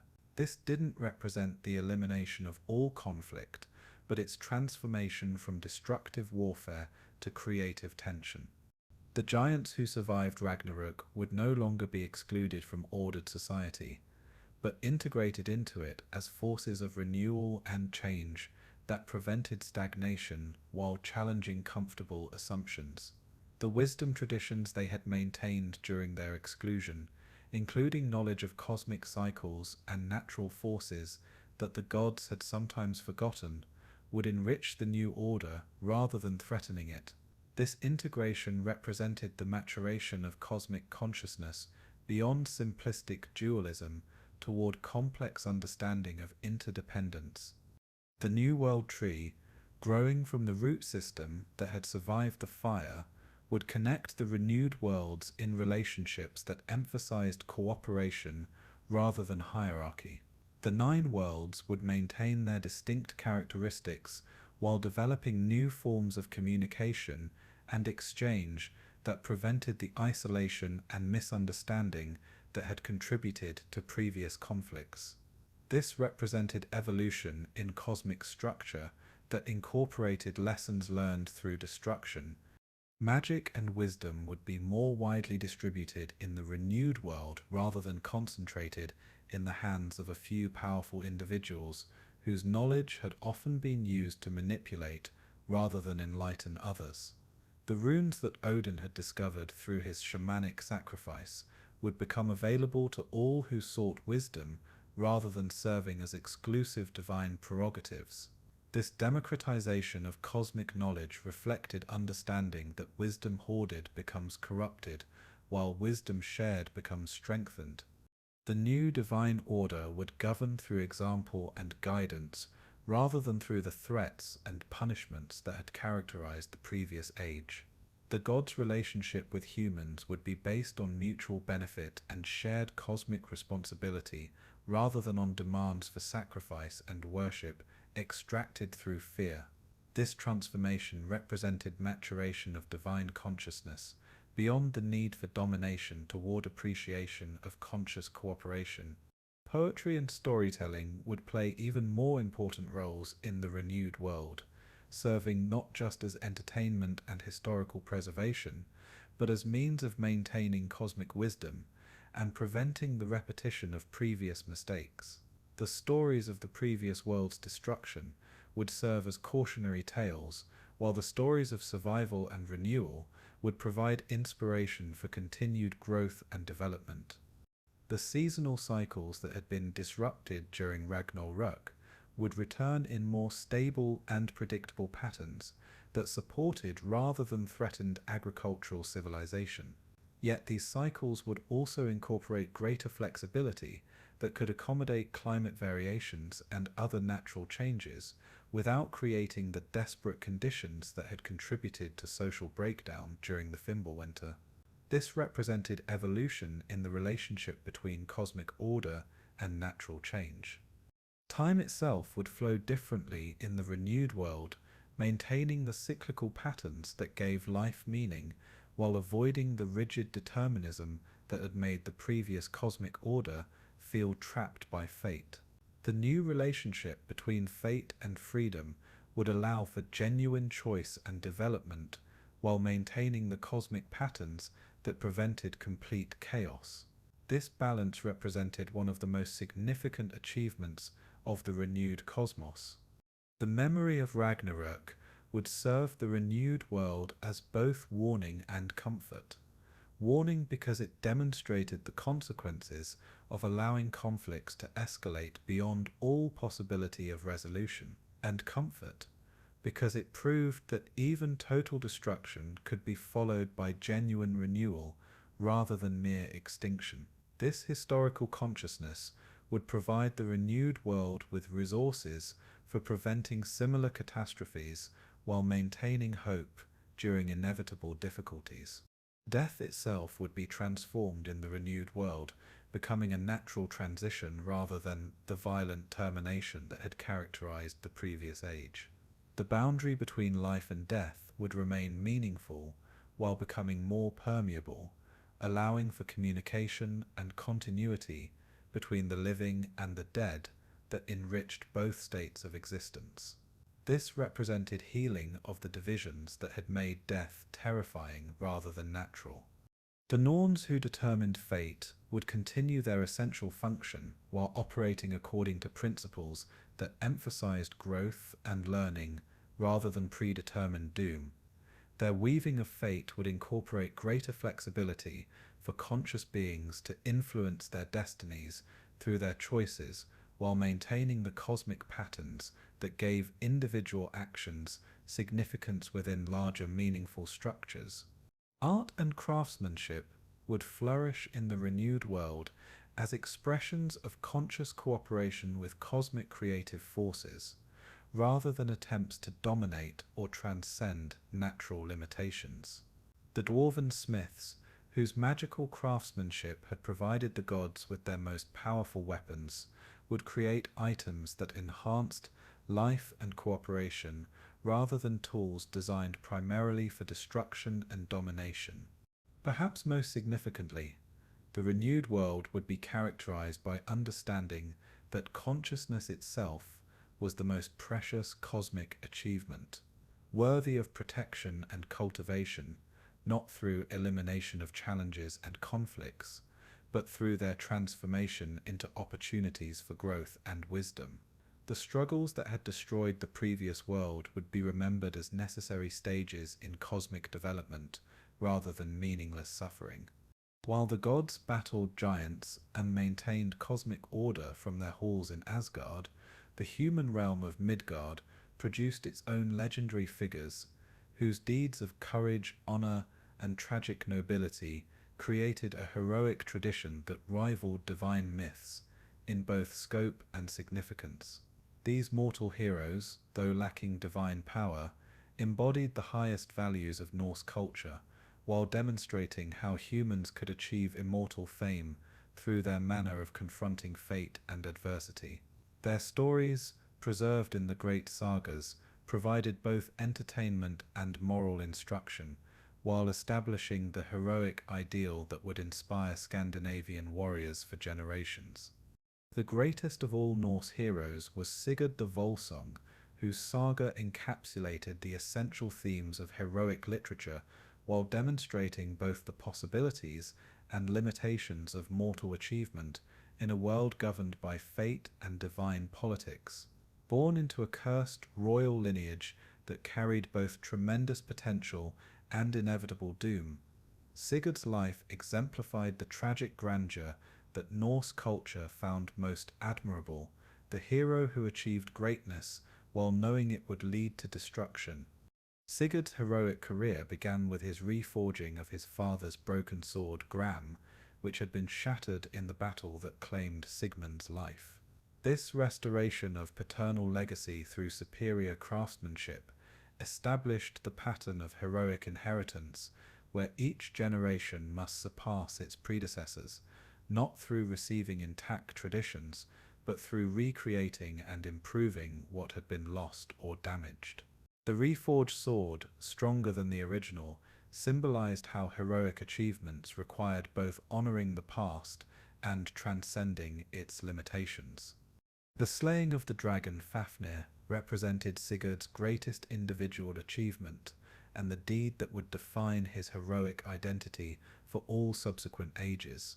This dragon, originally a dwarf who had been transformed by his obsession with cursed gold, guarded a treasure hoard that included the ring Draupnir and other magical items that conferred both power and doom upon their possessors. Sigurd's victory over Fafnir demonstrated heroic courage capable of overcoming seemingly impossible odds, while warning of the prices that even successful heroes must pay for their achievements. The circumstances of Fafnir's death reveal the complex relationship between heroism and fate that characterized Norse heroic literature.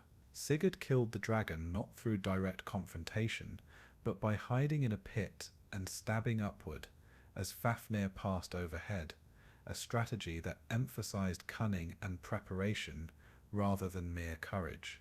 This method of victory, lacking the frontal assault that might seem more heroic, demonstrated that effective heroism required intelligence and planning rather than simple bravery, while also suggesting that even the greatest heroes sometimes achieved their goals through means that complicated simple moral categories. The dragon's prophetic warnings as he died, predicting that the treasure would bring doom to all who possessed it, established the tragic irony that would characterize the rest of Sigurd's story. The hero's greatest triumph contained the seeds of his eventual destruction, and his acquisition of legendary wealth and magical power simultaneously guaranteed his future suffering. This pattern of victory becoming the cause of defeat represented one of the most psychologically sophisticated aspects of Norse heroic thinking. Sigurd's consumption of Fafnir's harp, which granted him the ability to understand the speech of birds, symbolized the transformation that heroic deeds could work upon those who performed them. The hero gained wisdom and magical knowledge that elevated him above ordinary humanity, while simultaneously isolating him from normal human relationships and concerns. The bird's warnings about the treachery surrounding him demonstrated both the value and the burden of prophetic knowledge that revealed future suffering without providing the power to prevent it. The love story between Sigurd and the Valkyrie Brynhild represented the pinnacle of heroic romance, while demonstrating how even the purest emotions could become entangled in the tragic patterns that governed heroic existence. Brynhild, condemned to mortal life for defying Odin's will, represented divine beauty and wisdom made vulnerable through rebellion against cosmic authority. Her love for Sigurd created a relationship between equals that transcended normal boundaries between mortal and divine, while remaining subject to the manipulations and curses that shaped heroic destiny. The tragic separation of the lovers, through magical deception that caused Sigurd to forget his first love and marry Gudrun instead, demonstrated how external forces could corrupt even the most sincere emotions and commitments. This enforced betrayal, brought about through supernatural manipulation rather than personal failing, revealed the helplessness of even the greatest heroes when confronted with cosmic forces beyond their understanding or control. The hero's personal integrity remained intact, while his actions violated his deepest commitments, creating internal conflict that no amount of courage could resolve. Sigurd's death, engineered by those who had benefited from his heroism but feared his power and independence, represented the typical fate of heroes who grew too great for their social context to contain. His assassination while sleeping, by men who could never have faced him in honest combat, demonstrated how heroic greatness created enemies even among those it had served. The manner of his death, lacking the glorious battle that heroes preferred, emphasized how even the greatest individuals remained vulnerable to treachery and circumstance. The story of the Volsungs provided the narrative framework for exploring themes of family loyalty, inherited curses, and the price of revenge that characterized much Norse heroic literature. Sigurd's lineage carried both the blessing of heroic potential and the curse of violence and betrayal that would destroy each generation despite their achievements. This combination of inherited greatness and inevitable doom created stories that celebrated human potential while acknowledging its limitations and ultimate futility. Another great heroic cycle centered on the legendary warrior Beowulf, whose battles against monsters demonstrated heroic courage in its purest form, while revealing the isolation and burden that accompanied exceptional achievement. Unlike Sigurd's story, which emphasized the tragic complications of heroic success, Beowulf's saga focused on the hero's relationship with the monsters that threatened civilized society and his role as protector of communities that could not protect themselves. Beowulf's battle with Grendel established the pattern of heroic monster fighting that would define his career, while demonstrating the psychological complexity beneath apparently simple stories of good versus evil. Grendel, the descendant of Cain, who was excluded from human fellowship and tormented by the sounds of celebration in Heorot Hall, represented not just physical threat but psychological alienation transformed into destructive rage. The monster's attacks on sleeping warriors violated the most fundamental rules of hospitality and honor that made civilized life possible.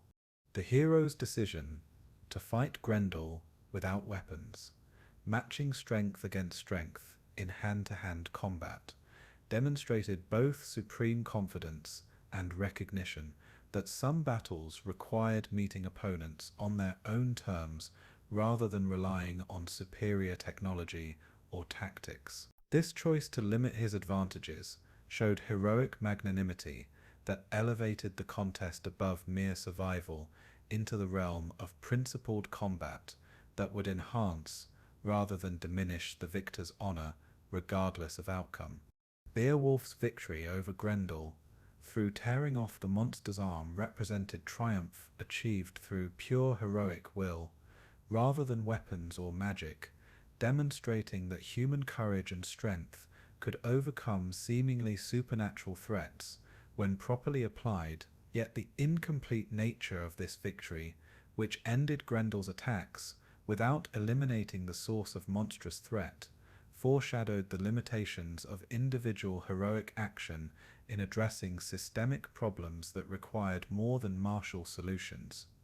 The subsequent battle with Grendel's mother revealed how heroic success could create new problems that were more complex and dangerous than the original threats.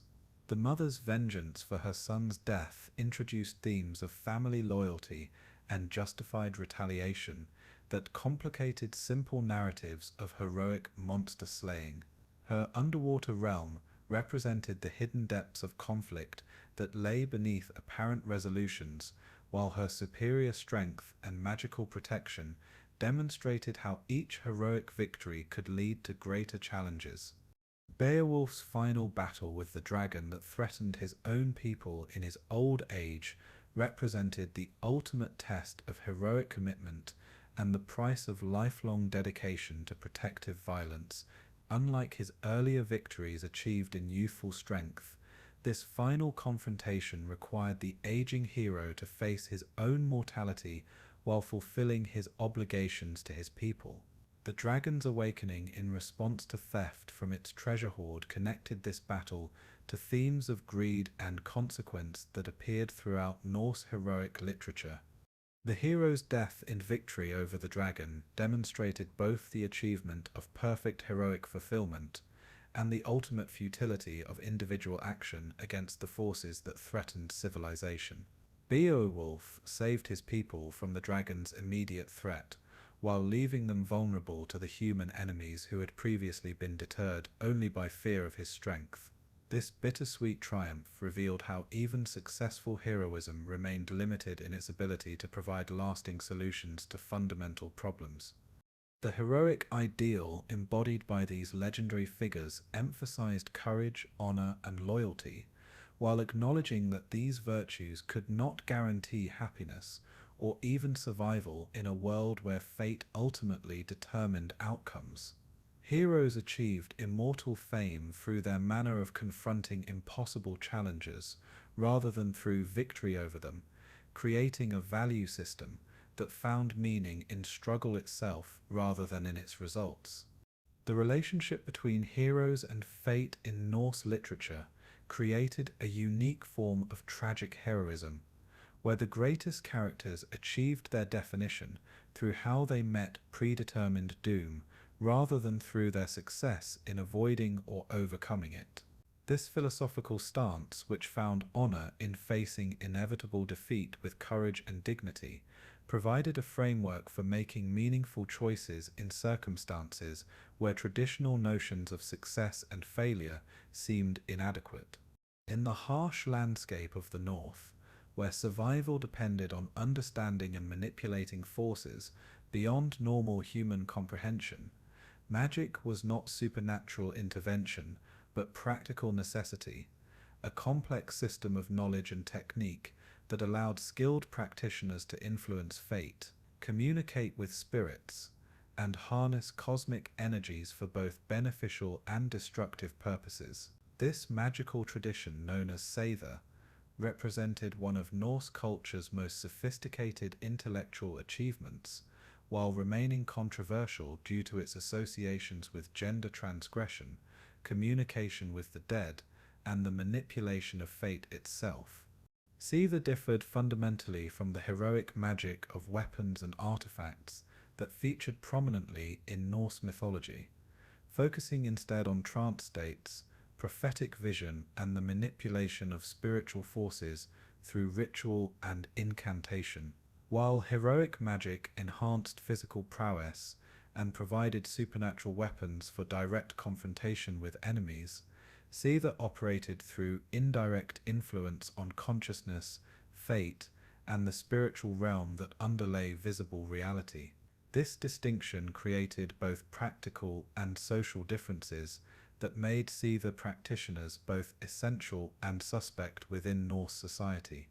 The primary association of Seiðr with feminine practitioners created complex gender dynamics that challenged traditional Norse masculine ideals while acknowledging women's special relationship to magic and prophecy. The Valr, or Seiðr women, travelled throughout Scandinavian society, providing magical services that included prophecy, healing, weather magic, and communication with the dead. Their expertise in these essential areas gave them social power and respect, while their practices remained somewhat outside normal social structures, creating a category of ritual specialists who operated according to different rules than ordinary social roles. The practice of Seiðr required entering trance states that allowed practitioners to separate their consciousness from their physical bodies and travel in spirit form to other realms where they could gather information, influence events, or communicate with supernatural beings. This shamanic journeying, called utiseta, or sitting out, involved remaining motionless in exposed locations while the practitioner's spirit traveled to accomplish its purposes. The physical vulnerability of the practitioner during these sessions required protective assistance and demonstrated the real risks involved in magical practice. Prophecy formed the most socially acceptable aspect of Seiðr practice, providing communities with essential information about future events that could influence decisions about warfare, agriculture, marriage, and other crucial matters. The Valr achieved prophetic knowledge through communication with spirits, consultation of fate patterns, and direct spiritual perception of future possibilities.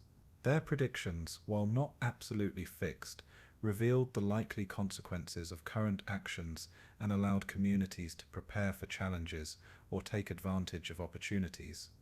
The spa, or prophetic session, involved elaborate rituals that created conditions conducive to trance and spiritual communication. These ceremonies typically included special songs, incantations, and ritual implements that helped focus the practitioner's consciousness while invoking spiritual assistance. The audience participated through questions and responses that guided the prophetic inquiry while demonstrating their respect for the magical process and its requirements.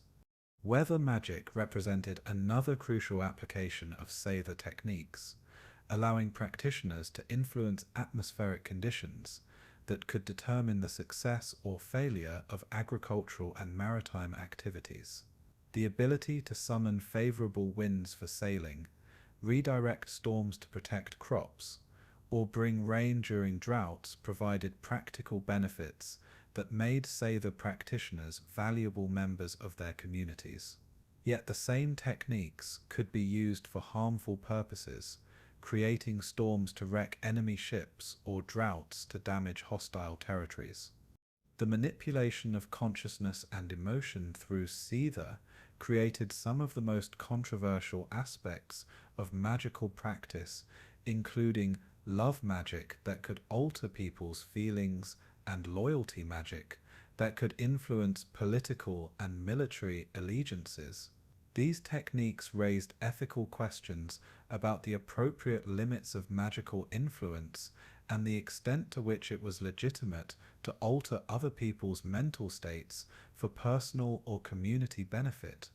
Odin's practice of Seiðr created both divine precedent for magical activity and complex questions about gender roles and social acceptability. The All-Father's mastery of shamanic techniques demonstrated their power and legitimacy, while his willingness to engage in practices considered unmanly by traditional standards revealed the complex relationship between wisdom and social convention. Odin's example suggested that the pursuit of knowledge and power might require transcending normal social categories and accepting practices that appeared to compromise traditional masculine identity. The relationship between Seiðr and the runes created a comprehensive magical system that combined manipulation of spiritual forces with the power of written symbols to influence reality through cosmic understanding. While Seiðr operated primarily through consciousness and spiritual influence, runic magic worked through understanding and applying the fundamental principles that governed cosmic order. Together, these traditions provided practitioners with tools for addressing both spiritual and material challenges. The runes themselves represented far more than a writing system, embodying cosmic principles and divine powers that could be accessed through proper knowledge and application. Each rune carried multiple layers of meaning, including phonetic value, symbolic significance, and magical power that reflected different aspects of cosmic order. The proper use of runic magic required not just memorizing symbols, but understanding the cosmic principles they represented and the techniques for activating their inherent power. Odin's acquisition of runic knowledge through his shamanic ordeal on Yggdrasil established the pattern of wisdom gained through suffering that characterized much Norse magical practice. The god's 9-day hanging without food or water, pierced by his own spear and gazing into the depths, represented the shamanic death and rebirth that provided access to hidden knowledge. His final grasping of the runes with his dying strength demonstrated that the most valuable magical knowledge required total commitment and willingness to sacrifice everything for understanding. The individual runes encompassed concepts ranging from natural forces and human activities to cosmic principles and divine powers, creating a symbolic system that could address virtually any aspect of existence. Fihu cattle/wealth represented prosperity and success in material endeavors, while Gibbo gift embodied the reciprocal relationships that bound society together. Thurisar's giant symbolized chaotic forces that threatened order, while Ansu's god represented divine communication and inspiration. Runic divination involved casting carved symbols and interpreting their combinations to gain insight into current situations and future possibilities. Unlike simple fortune-telling, this practice required understanding the complex relationships between different cosmic principles and their influence on specific circumstances. The skilled runic practitioner could read the patterns of fate while recognizing the possibilities for influencing outcomes through appropriate action. Runic talismans and amulets provided practical applications of symbolic magic that allowed individuals to carry protective or empowering influences with them in daily life. These objects, properly prepared and activated through ritual, could provide protection against specific threats, enhance particular abilities, or attract favorable circumstances. The effectiveness of runic talismans depended both on proper construction and the user's understanding of the principles they represented. Baldr, the vocal magic associated with runic practice, used spoken formulas, songs, and incantations to activate runic power and influence reality through sound and vibration. This tradition recognized that properly formulated speech could alter physical and spiritual conditions through its effects on consciousness and cosmic energy.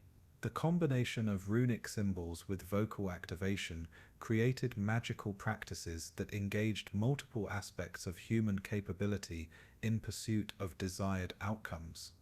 The bind runes, complex symbols created by combining multiple individual runes, represented advanced magical techniques that could address complicated situations requiring the integration of different cosmic principles.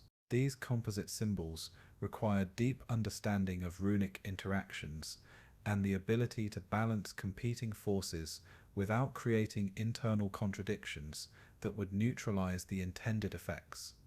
Magical healing combined both Seiðr and runic techniques with practical medical knowledge to address illness and injury through multiple approaches simultaneously.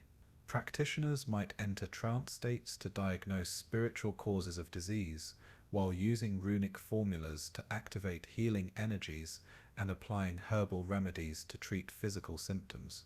This holistic approach recognized that health problems often had multiple causes, requiring multiple solutions.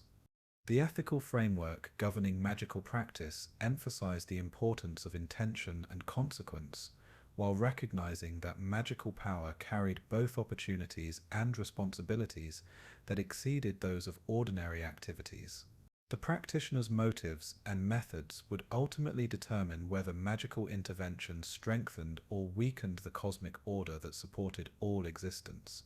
Throughout the forests and fjords of Scandinavia, sacred sites marked the intersection between the human world and divine realm, where communities gathered to honor the gods, seek their favor, and maintain the reciprocal relationships that ensured cosmic order and human prosperity.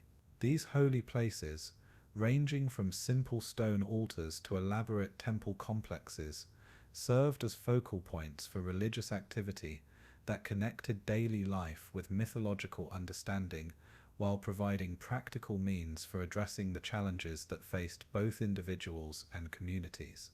The concept of sacred space in Norse religion reflected understanding that certain locations possessed special significance due to their natural characteristics, historical associations, or divine presence that made them particularly suitable for communication between human and divine realms.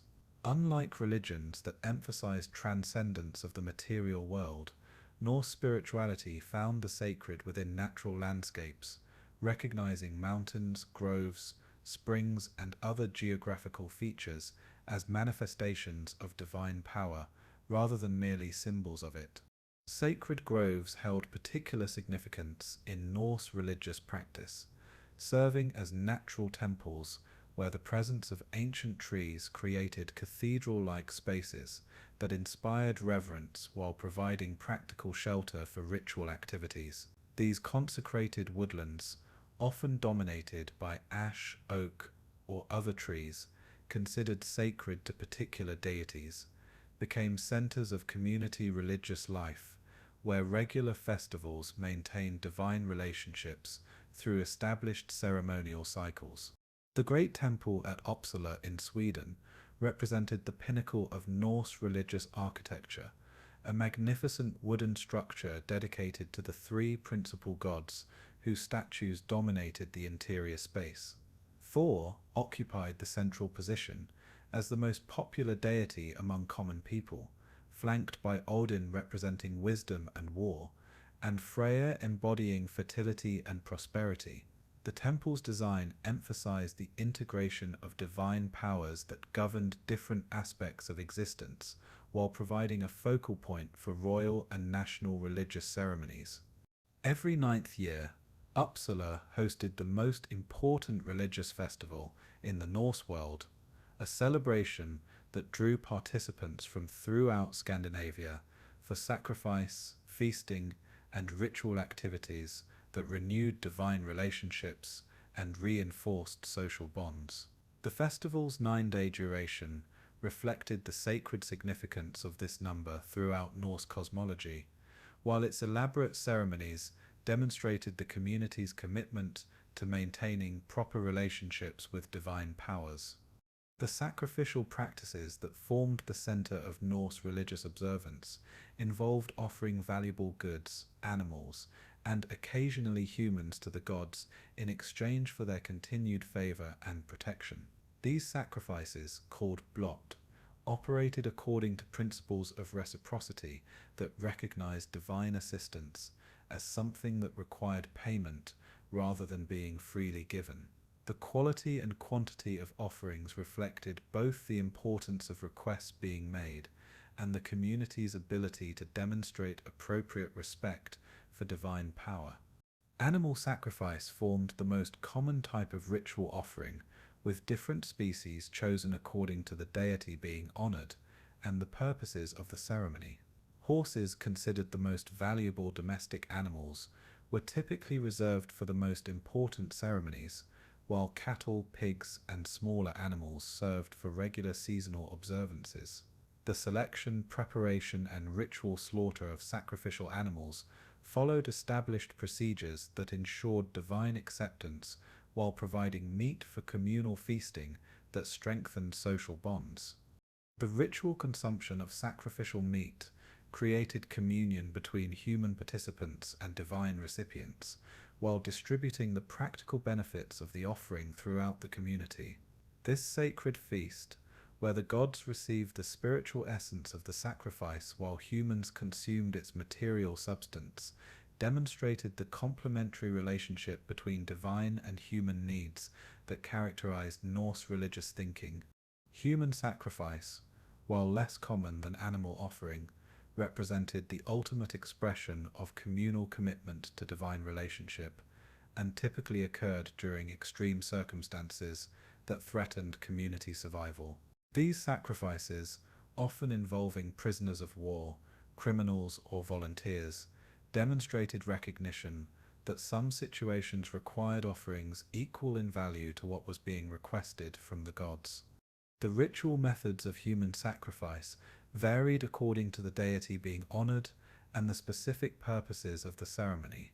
Hanging was associated with Odin, reflecting the god's own sacrifice on Yggdrasil, while drowning might honor Njörður or other sea deities. The elaborate nature of these ceremonies, involving multiple methods of death, suggested ritual significance beyond simple killing, and reflected complex theological understanding of sacrifice as transformation rather than mere destruction.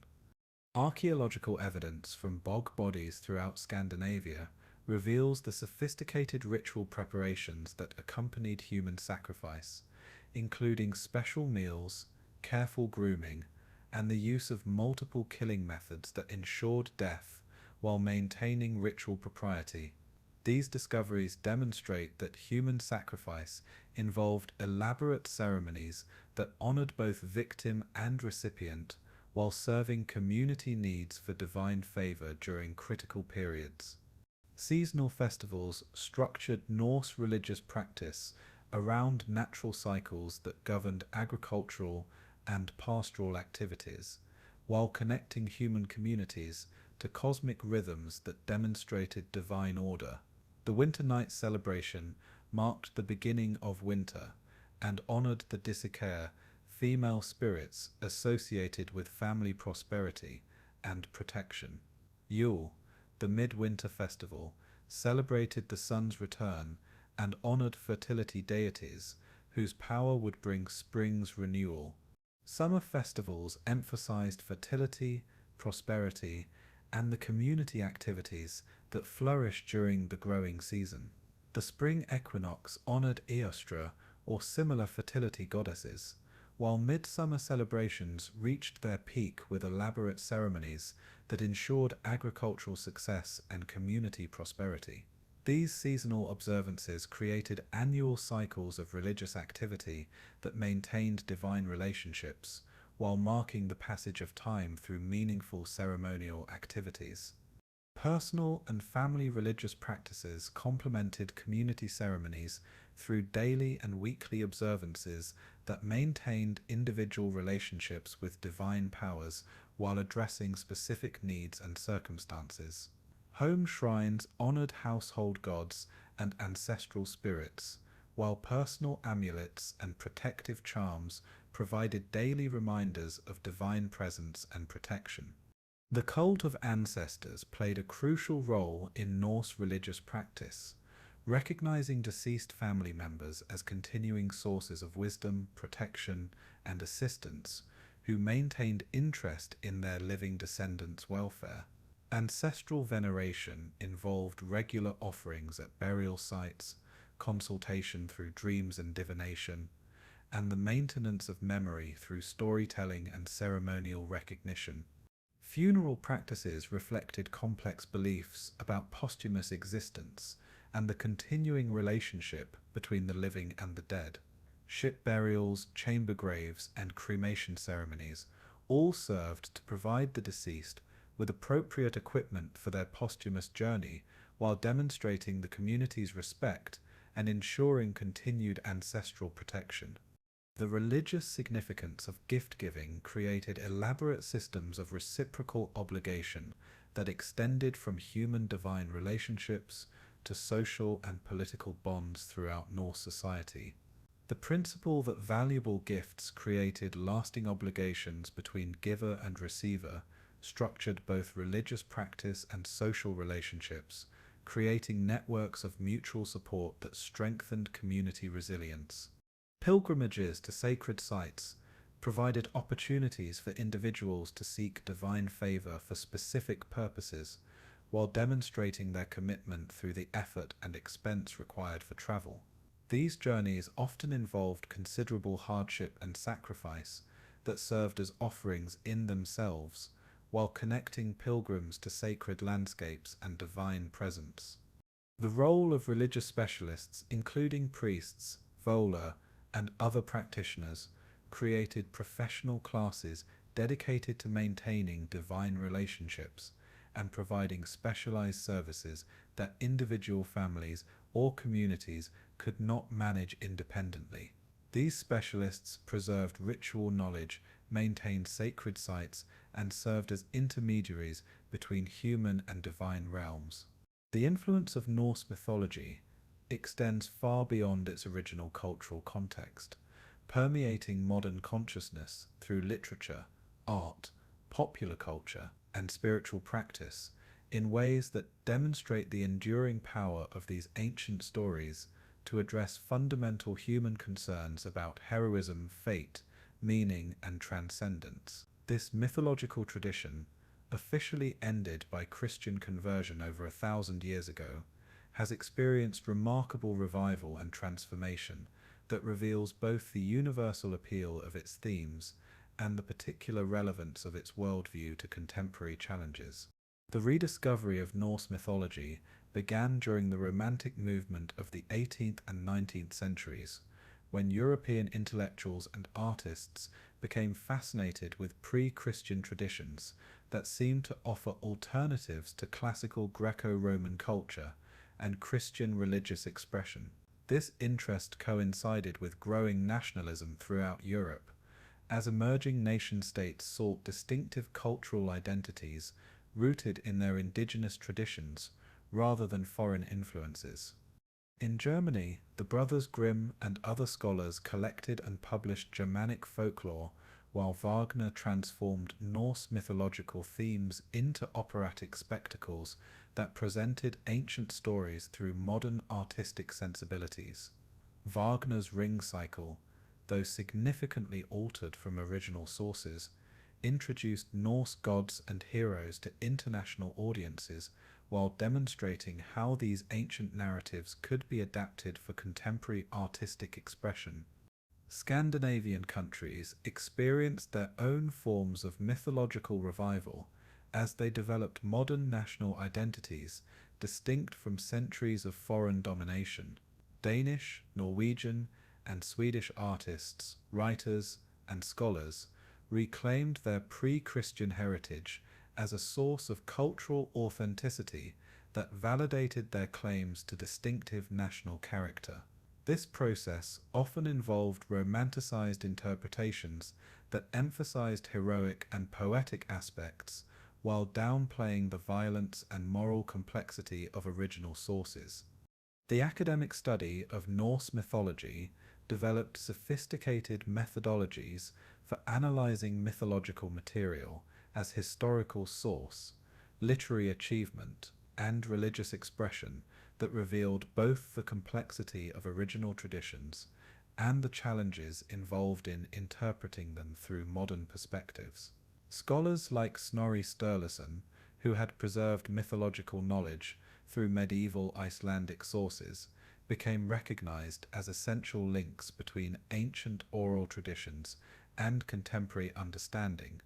Archaeological discoveries throughout Scandinavia provided material evidence for religious practices that complemented textual sources, while revealing aspects of Norse spiritual life that had not been preserved in literary form. Ship burials, weapon deposits, picture stones, and other artifacts demonstrated the integration of mythological thinking into daily life, while showing how religious beliefs influenced material culture across centuries of cultural development.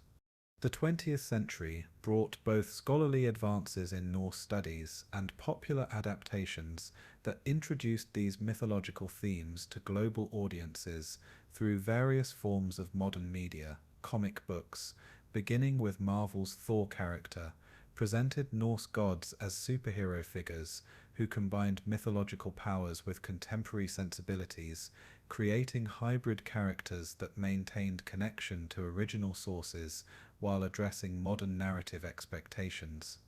Fantasy literature found rich inspiration in Norse mythological themes, with authors like J.R.R. Tolkien drawing heavily on Germanic and Scandinavian traditions, while creating fictional worlds that captured essential elements of Norse cosmological thinking.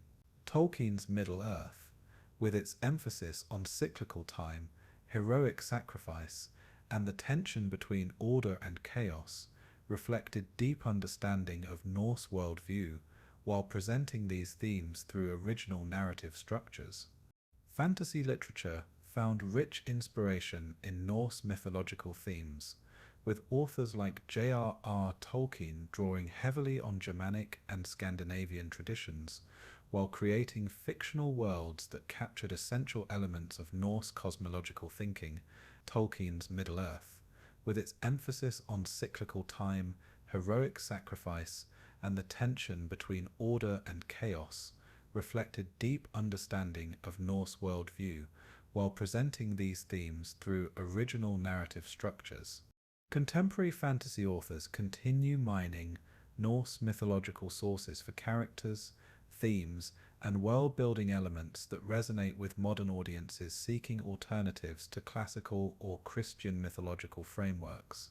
Rick Riordan's Magnus Chase series introduces Norse gods to young adult readers, while Neil Gaiman's American Gods and Norse Mythology present these ancient figures grappling with existence in modern contexts that highlight both their timeless appeal and their cultural specificity.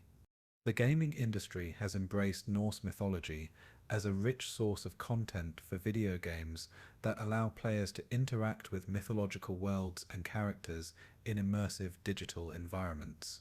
Games like God of War, Assassin's Creed Valhalla, and various strategy games present Norse cosmology and characters through interactive media that enables experiential engagement with mythological themes while adapting them for contemporary entertainment preferences.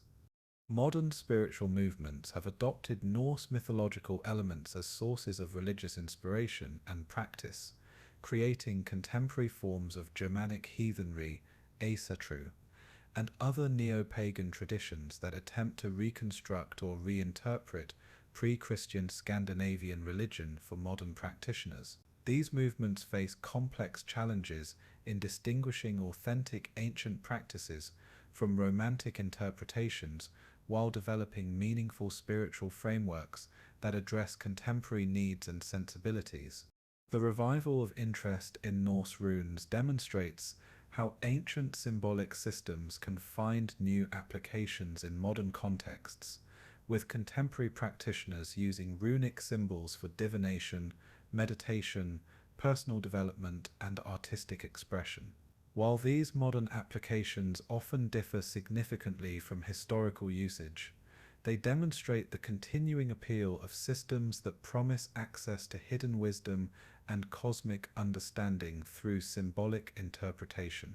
Academic conferences, scholarly publications, and university programs dedicated to Norse studies have created international communities of researchers who continue advancing understanding of these mythological traditions through archaeological discoveries, textual analysis, comparative methodology, and interdisciplinary approaches that illuminate both historical contexts and contemporary relevance. Museums throughout Scandinavia and beyond have developed sophisticated exhibitions that present Norse mythological artifacts and interpretations to millions of visitors annually, creating popular understanding of these traditions while grappling with questions about how to present complex and sometimes disturbing historical material to diverse contemporary audiences. The Internet has facilitated global communities of Norse mythology enthusiasts who share knowledge, interpretations, and creative works through websites, forums, social media, and digital publications that demonstrate the international appeal of these Northern European traditions. These online communities have democratized access to mythological knowledge while creating new forms of collective interpretation and creative expression. Contemporary literature continues finding inspiration in Norse themes, with authors exploring how ancient concepts of fate, honor, family loyalty, and cosmic order might apply to modern circumstances. Novels, poetry, and other creative works adapt mythological narratives for contemporary settings while using ancient themes to address current social, political, and existential concerns. The influence of Norse mythology on modern popular culture extends beyond direct adaptations to include broader cultural attitudes toward heroism, individualism, and the relationship between civilization and nature that reflect themes embedded in these ancient stories. The figure of the lone hero facing overwhelming odds, the celebration of personal honor over institutional authority, and the appreciation for wild nature as a source of spiritual renewal all reflect cultural values that can be traced to Norse mythological traditions. Modern psychology has found in Norse mythology rich sources of archetypal material that illuminates universal human experiences and developmental patterns. The complex family relationships among the gods, the tension between wisdom and power represented by Odin, and the integration of masculine and feminine principles through various divine figures provide symbolic frameworks for understanding psychological dynamics that transcend cultural boundaries. Environmental movements have adopted Norse mythological themes to support arguments for environmental protection and sustainable development, finding in the world tree Yggdrasil and the interconnected nine-world symbolic representation of ecological interdependence that validates contemporary environmental consciousness. The mythological emphasis on cosmic cycles and renewal provides frameworks for understanding environmental challenges and recovery that complement scientific approaches. The study of Norse mythology has contributed to broader understanding of Indo-European religious and cultural patterns, while revealing the distinctive characteristics that developed in Scandinavian contexts. Comparative analysis with related Germanic, Celtic, and other traditions illuminates both shared inheritance and regional innovation that shaped these Northern European mythological systems. Modern artistic movements continue drawing inspiration from Norse aesthetic traditions, incorporating mythological themes, symbols, and design elements into contemporary visual arts, music, literature, and performance that demonstrate the continuing creative potential of these ancient sources. Metal music in particular has embraced Norse mythological themes, creating musical interpretations that emphasize the epic and heroic aspects of these stories, while adapting them for contemporary artistic expression. The political appropriation of Norse mythological symbols and themes by various nationalist and extremist movements has created ongoing challenges for scholars, practitioners, and enthusiasts who must navigate the complex relationship between cultural heritage and contemporary politics. This appropriation demonstrates both the power of mythological symbols to inspire collective identity and the responsibility of contemporary communities to distinguish between authentic cultural appreciation and ideological manipulation. Educational institutions have developed curricula that use Norse mythology to teach broader lessons about comparative religion, cultural development, literary analysis, and critical thinking, while engaging students through narratively compelling material that addresses fundamental human concerns. These pedagogical approaches demonstrate how ancient mythological traditions can serve contemporary educational purposes while maintaining respect for their original contexts and meanings. The therapeutic applications of mythological themes in counseling, therapy, and personal development demonstrate how ancient stories continue providing frameworks for understanding and addressing contemporary psychological challenges. The Norse emphasis on facing fate with courage, maintaining honor despite adversity, and finding meaning through struggle offers therapeutic resources for individuals dealing with trauma, loss, and existential difficulties. Archaeological tourism has developed around Norse mythological sites throughout Scandinavia, creating economic opportunities for local communities while educating visitors about historical contexts that produced these mythological traditions. Museums, interpretive centers, and guided tours provide immersive experiences that connect contemporary visitors with ancient sites and their continuing significance. The digitization of Norse manuscripts and artifacts has made primary sources available to global audiences through online databases and virtual museums that democratize access to original material while supporting scholarly research and popular education. These digital resources enable new forms of collaborative research and creative interpretation that transcend geographical and institutional boundaries. Contemporary debates about cultural appropriation versus appreciation have focused attention on the ethics of adapting Norse mythological elements in modern contexts, particularly by individuals and communities without Scandinavian heritage. These discussions illuminate broader questions about cultural ownership, respectful interpretation, and the responsibilities of those who draw upon traditional sources for contemporary purposes. The integration of Norse mythological themes into modern therapeutic practices, including narrative therapy, archetypal psychology, and various forms of expressive arts therapy, demonstrates how ancient wisdom can inform contemporary healing approaches while respecting both traditional knowledge and modern clinical standards. As we conclude this exploration of Norse mythology and its modern legacy, we recognize how these ancient stories continue providing resources for addressing perennial human concerns about meaning, morality, courage, and transcendence. The gods who once walked among ash trees and drank mead in golden halls now exist primarily in human consciousness and cultural memory.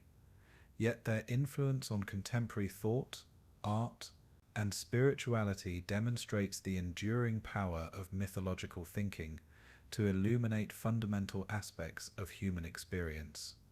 The Norse mythological tradition, with its emphasis on heroic courage in the face of inevitable doom, its recognition of cosmic cycles that encompass both destruction and renewal, and its celebration of wisdom gained through suffering, continues offering alternative perspectives on existence that complement rather than compete with other sources of meaning and understanding.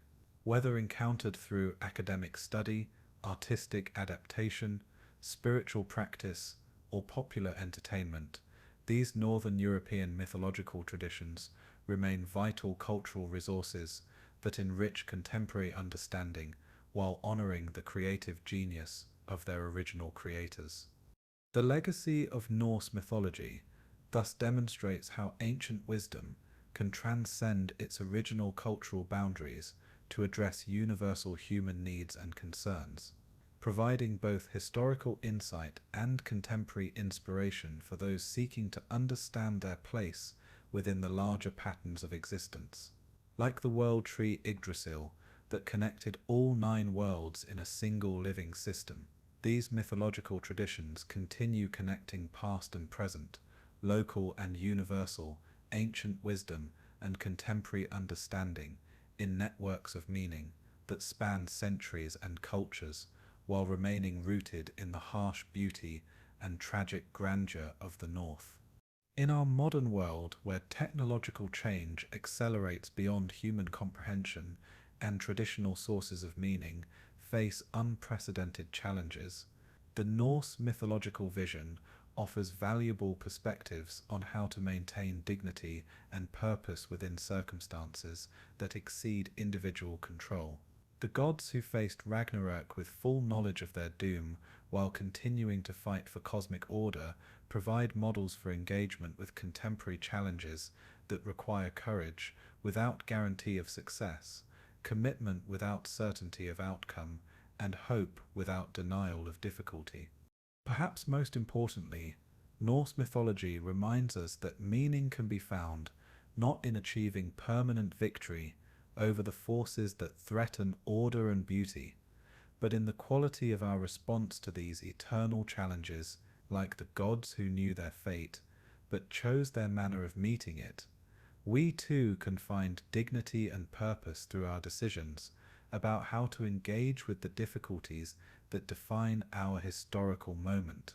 The northern fires that once illuminated halls, where heroes gathered to share stories of courage and wisdom, continue burning in human consciousness, providing light for navigation through whatever darkness the future may hold. The entire story of Norse mythology thus remains unfinished, continuing to evolve through each generation that encounters these ancient themes and discovers their relevance to contemporary circumstances. From the primordial void of Ginnungagap to the renewed world that follows Ragnarök, from the wisdom-seeking journeys of Odin to the heroic struggles of mortal champions, these mythological narratives provide frameworks for understanding existence that remain as relevant today as they were to the Vikings who first told them around fires in the long northern nights. The gods may have fallen at Ragnarök, but their legacy lives on in the human imagination, where their stories continue inspiring new generations to face their own challenges with courage, wisdom, and dignity worthy of the finest traditions of the North.